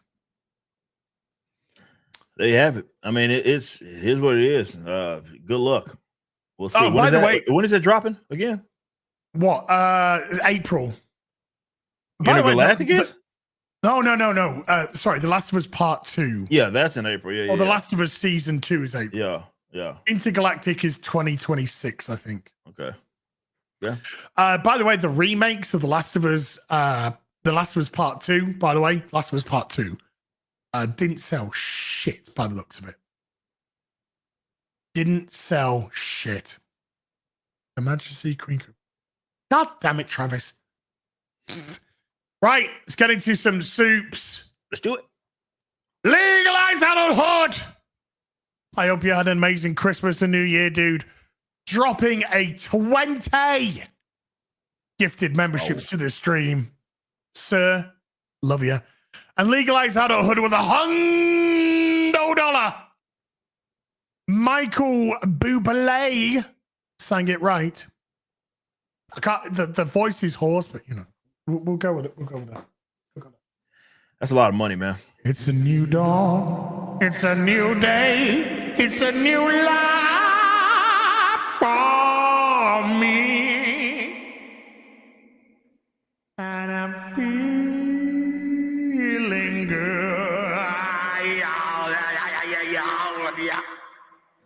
Screams for the bankers as he struts into the new year like Vince McMahon, trampling on a bed of wokies as he goes. Vince McMahon walking down that fucking aisle, ready to shit on your face. Thank you, Legalize Adulthood, you absolute leg end. You absolute leg end. Calioth with a $5 says, LA burns. Let's masturbate. Biden shows up to cook the hot dogs. Newsom is running for president. Has to look good. Welcome to Maui. Regentification story part 2. Oof. Isn't it all the nice areas that are burning, though? I'm not sure. It feels like it's the whole damn city or whatever, but I'm wrong. I'm pretty sure. We built this city on rock and roll, dude. Oh, yeah. GJJ has been a member for 34 months. GJJ, thank you very much. Quatrina VR has been a member for 15 months. Quatrina, thank you very much. Animating Andy has been a member for 8 months. Thank you. And Graft Web with his weekly $2 for fuck's You always have to sake. remind us. Hashtag cancel Disney Plus. I have.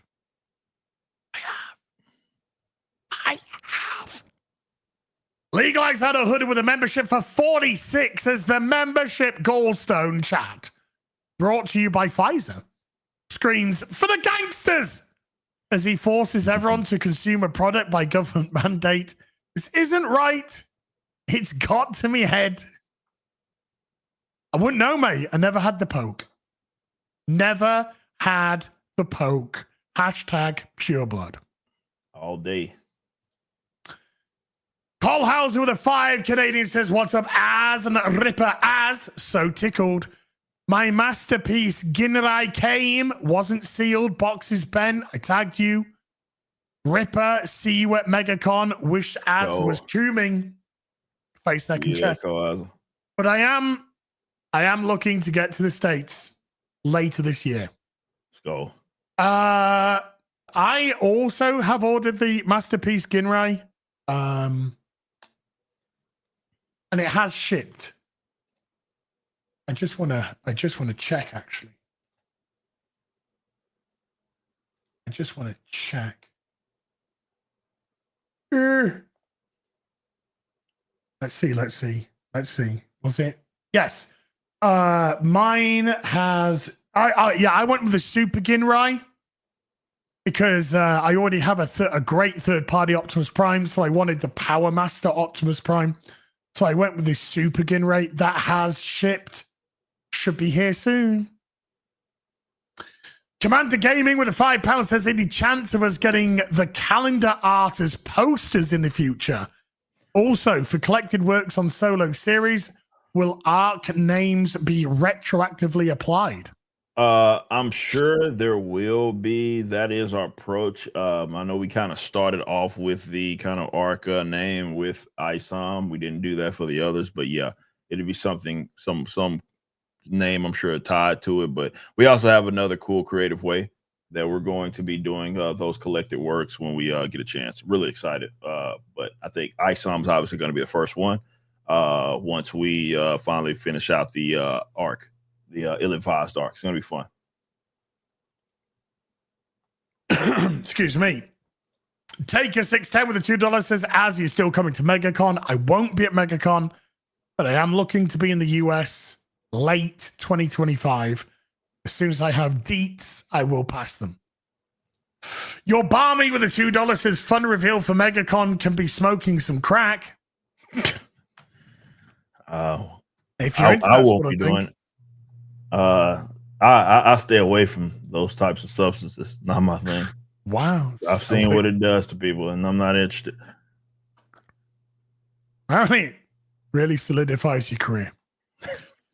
Commander Gaming with a £5 says, Chloe Elmore did a brilliant job as both Bloodruth and Lillian. She did. Any way to find the other voice actors for the other cinematic, like on the website, perhaps? We need to figure out a way, a place to put them. I'll give them my team on that to figure out how we can do that. But yeah, I'm with you on that. Why are you racist, by the way? My apologies. Well, because I got a voice actress. Because you got a white actress to voice both a black woman and an Asian woman. I just got the person who could sound like the character. That is ridiculous. I know. Imagine that. This is the last rip in the Silverback, folks. I've had enough. I will not tolerate this level of meritocracy. Yeah. Just needed you to sound like she wouldn't obviously play Bloodruth live action. That will happen. Dude, I'm desperate for somebody on the other side to question that, because I just want to hear the vernacular that they use. Yeah. I want to hear the verbiage that you use. Yeah. That'd be so telling. I would love it. J Mags with a $10 says, Hail Ripper, if there were any writers or artists that you'd love to join the Ripperverse, who would it be, and why isn't Daniel Warren Johnson already in your pantheon? Trust me, he'd feel right at home. Oh man, it's hard to say. Obviously,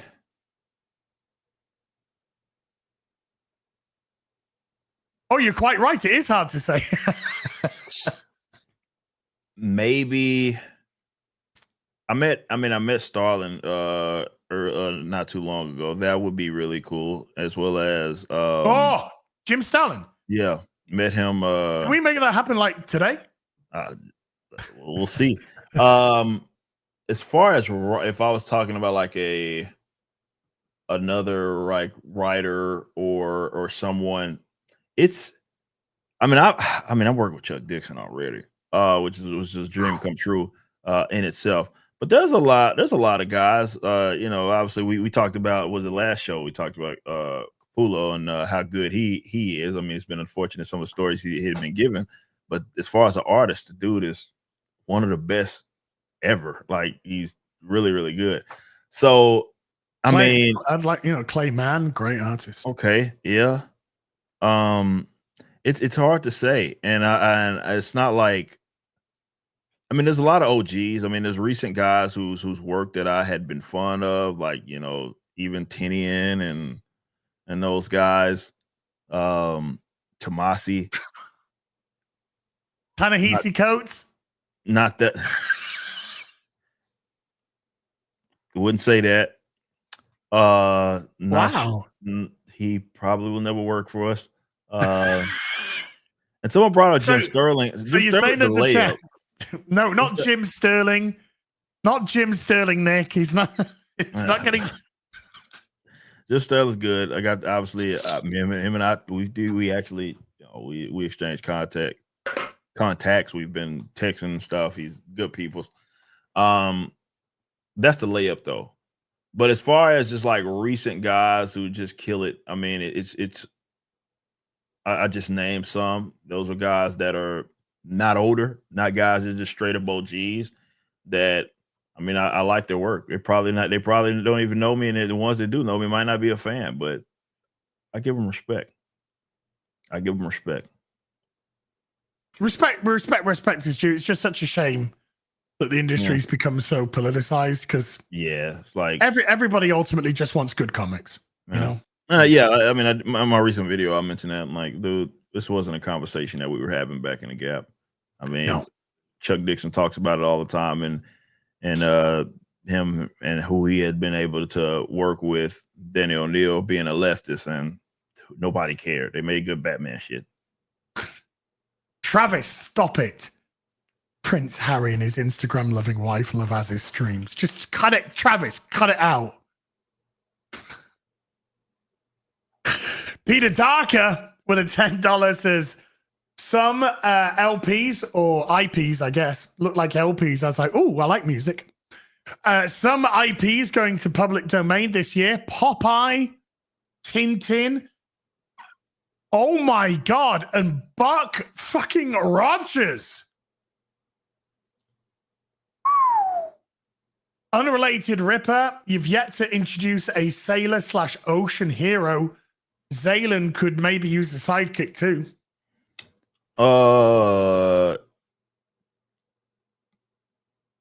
Just wait. I'll say that much. You should chat with Mark Millar. I'm just saying. Mark's awesome people, man. Shout out Mark. Could you just imagine Mark Millar writing a story for the Rippaverse? That would be pretty massive. He's like one of the busiest men in comics as well. Just purely for the love of it. You know, it's crazy. Joker's Disciple, the $10 says, tried to warn everyone last year. We'll do it again. Con crud is real. Stock up on vitamin D, zinc, and clean water before MegaCon. I'm looking at you, Eric and Rippaverse team. Boost your immune system. Con crud is real. It is real. Yeah. I came out of, I mean, a lot of our guys got sick. I think after MegaCon, I was good. I'm just saying. Just saying. I take my vitamins. I eat my greens and I take my vitamins. Yeah. MJ UK 84 with the £2 says black ice is 13% of ice and causes 52% of all falls. That's yes, good. Yes, sir. That's good. Facts. That's just stat. That's just fact. Data's the data, man. Josh Kelsey dropping a 20. Josh Kelsey, thank you so much, Josh. Good to see you, buddy. Brass Monkey with a $10 says pre-ordered Bloodruth. I want it all. Let's go. Same snap. Can't wait for Yaira 2. Rippaverse Faux Life. Can you tell us, Mom, I'm streaming. Mom, I'm streaming. Okay. Can you tell us any of the goodies coming with Yaira 2? It'll be what you have seen, like traditionally. I mean, the things that you've had a chance to, we put out books, posters, shirts. You're gonna have some cool merchandise there. There may be a post campaign or post collection, as in like post launch, edition. We'll see. But it'll have plenty of stuff, both old and new, that you'll be able to grab from it. It's going to be a fun time. Yeah, folks, Yaira 2 pre-orders start tomorrow. Keltrick with the $2 says, can't wait to see y'all and SWT at MegaCon. I guess that's Star Wars Theory. Larry Parker with a $2 says, Bloodruth was the hardest of covers to choose. So so I chose them all. Yeah, don't even choose. You don't have to. But I get it. I get it. People on budgets, and I absolutely get that. And there were some toughies. Yeah, well, some decisions you had to make for sure. Particularly, I mean, I love the throwback covers, but when you saw that foil cover 3, see,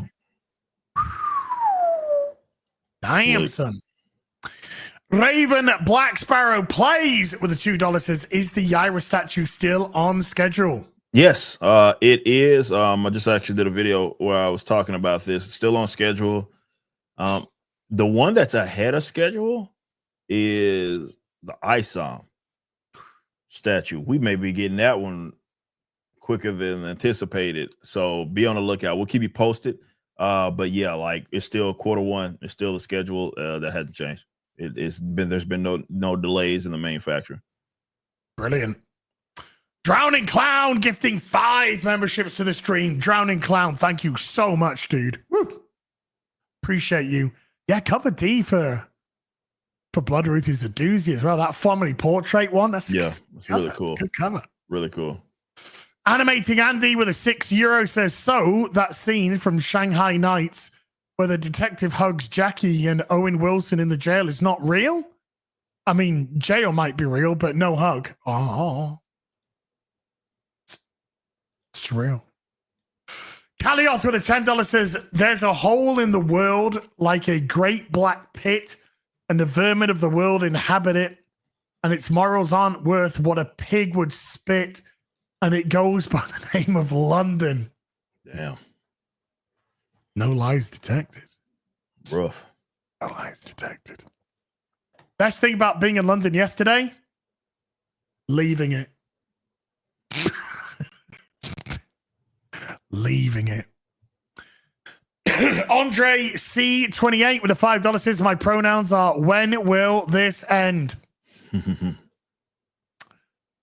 Larry Parker with a $10 says, the assumption that because I'm disabled and black, I have to automatically adhere to certain ideologies gets old. I've been both of these qualities way before you choose your sexuality. Yeah. Well, that's why they take over things like pride, for instance. I use it as an example. That's why they take over that. It's because they take something and then they want to turn it into a political, an ideological way of thinking, as opposed to some conservative dude going, I sleep with dudes. That's my thing. But I vote conservative because, I like lower taxes or whatever reason he votes for. Now you can't. Now, if you are part of a group, then you have to align ideologically with them as well. If you don't, then you're not part of that group no more. No. It's fucking communism 101. It's fucking crap.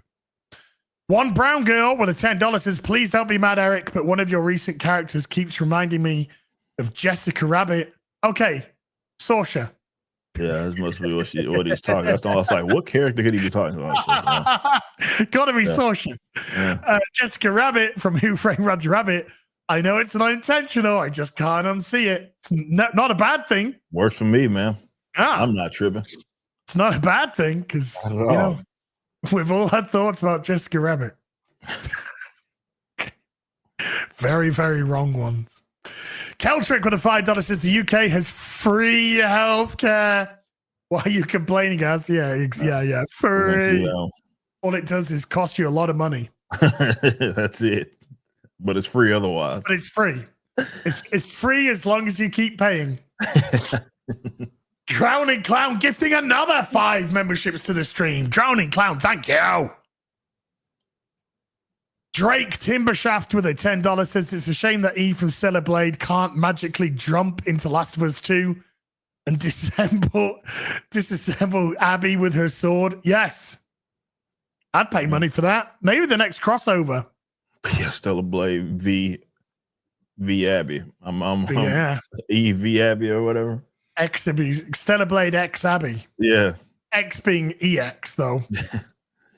Kevin Wow. gifting Wow. 50 Wow. That ain't cheap. memberships to the stream. Kevin, you is real. You is real. That That ain't is cheap. insane. That ain't cheap.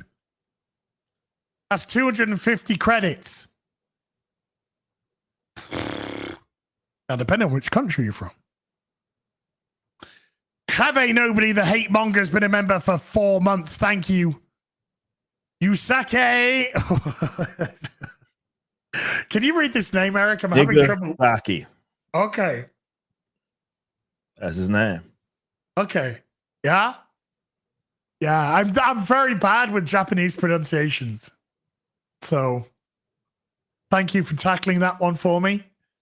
With a $20, says Bethesda's already admitted defeat on the Elder Scrolls 6 by whining about how impossible it is to meet fan expectations. Yeah, I think I talked about this on was it an afternoon tea? It was an afternoon tea that I had a little chatty poo about this. Imagine Ripper telling his customers the next item is going to be shit compared to the first. Why bother? Well, it's like Eric saying item 3 is never going to live up to the expectations of the first item or item 2. Yeah. Makes no sense. Yeah, it's illogical. Absolutely utterly illogical. Technology's advanced and changed. It's 13 years this year. Try pronouncing it slowly as. No. It's going to be 13 years this year. No, 14 years this year since it came out. We've already gone past the 13th year anniversary. It was on the Xbox 360 it came out. Yeah. We're now living in the age of PS5 Pro, PCs, through the quantum fucking chips by Google. And you're turning around and going, well, it's never going to live up to the expectations of Skyrim. Bitch. I was going to say maybe that person's surname for a minute. Bitch, are you for real? Are you for real? Apparently. These guys have an interesting way of going about their follow-ups, if you will. When somebody tells me that, it tells me it's not going to be good for a different reason. Or I need to be worried for a different reason. Yeah. But yes, I've had a little chatty poo about that before, Yusake. Bruce with a $10 says, send Colhauser your Transformer G1 shopping list from ErgaCon. Oh my God. After I fast pass through the Ultramac line and Eric shows me the Eric sketch, we'll go Transformer hunting. Dude, I tell you what, Bruce, when I do come over to the States, you, me, Colhauser, we got to do some G1 Transformer hunting together. Eric, you're welcome to come. Shut up. Because I'm my G1 boys. When Az comes to America, will it be afternoon iced tea? Says Jordan. Good question. Valid. Good question. If you're making it, Jordan, maybe. Jason D has been a member for 6 months. Says, can Sydney Sweeney play Olive Oil now? Eric, can Sydney Sweeney play Sorcerer, please? I can get a contact. I can make it happen. I'm sure the price is outrageous right now for. Woo! She knows she can charge whatever she wants. Rippaverse, if you get the Rippaverse with Sydney Sweeney playing Sorcerer, something tells me they'll pay for it themselves. That's a good point. It'll pay for itself. That's a great point. Sir. Yes, sir. Dave Poole has been a member for 23 months. Dave Poole, thank you very much indeed. And Defendo 99. Jordan, get out. Get out. Somebody fucking banner now.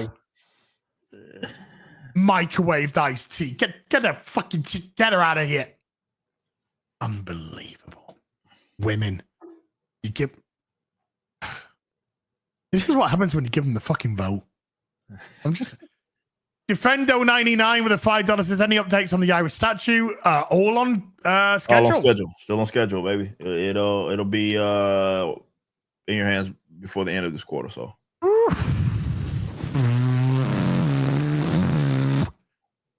And Python Bacon has been a member for 9 months. Python Baker, thank you. Eric! Anything that you would like to plug before we go, sir?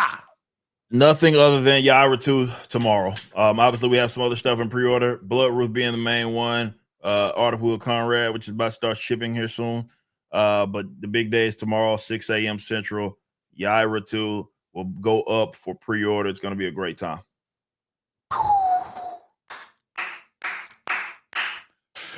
Chat, as you can see, we're back in the UC.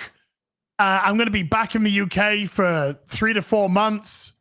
So we're back to it. We're back full-time to it. Nose to the grindstone. Videos will be returning. Streams will be at proper times, proper lengths. Sunday Fun Day, I will return this week with whatever we're going to play. DB with the £2 is for the 747th time. Eric, will you please stop failing? I'm trying out here, man. I'm trying. You're not doing very well. Can you try harder, please? And maybe there'll be some other extra little streams that I'm going to throw in. I will say this, though. On the 25th of January, Eric, by the way, you're invited. I know I'm dropping this in front of people. It's a bit unfair. But on Saturday, the 25th of January, we'll be celebrating my birthday. I'll be doing a birthday stream. Oh, yeah. If you want to pop in, if you want to pop into that. Absolutely. I'm going to drop something in private chat, Eric, which may perturb you. Okay. Okay. Are you ready? Oh, baby. I'm there. I'm especially there. There you go. I'm especially there. Let's go. I'm especially there. Yeah, What's hit that? me up. You look too good for that. I know. I know. So there are people who have already confirmed to be there, chat. Can't say yet, but there's some nice people that have already confirmed to be there. So that'll be on Saturday. I know, right? Saturday the 25th. So we'll more details to come soon. So huge thank you to everyone who came back today to watch the return. Ripping the Silverback will be on Eric's channel next week for Ripping the Silverback 54. Unbelievable. Let's go. Tomorrow. Fuck it. I'm just going to show it's 15 seconds. Not as long as me, but here we go.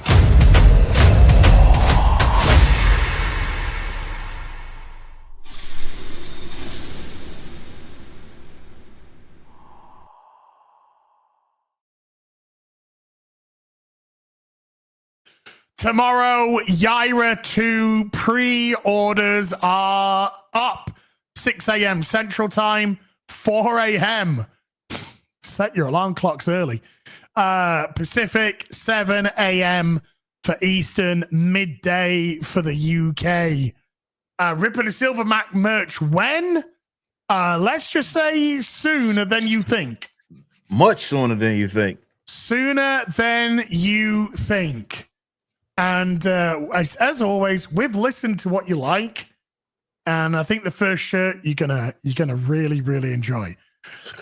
So we'll be back next week. Massive thank you to everyone who come to watch today. Mods, thank you very much indeed for giving up your free time. A lot of blues in the chat today, so thank you all of you. Everyone who super chatted, membered, remembered, gifted memberships, legalized adulthood gifting a 20. Kevin gifting 50. Drunken Clown gifting 10. Thank you so much indeed for that. They're huge fucking numbers there. Thank you so much for supporting the channel. I'll be back. I will be back with some more stuff very soon. Until then, you take care. Goodbye, Balubu.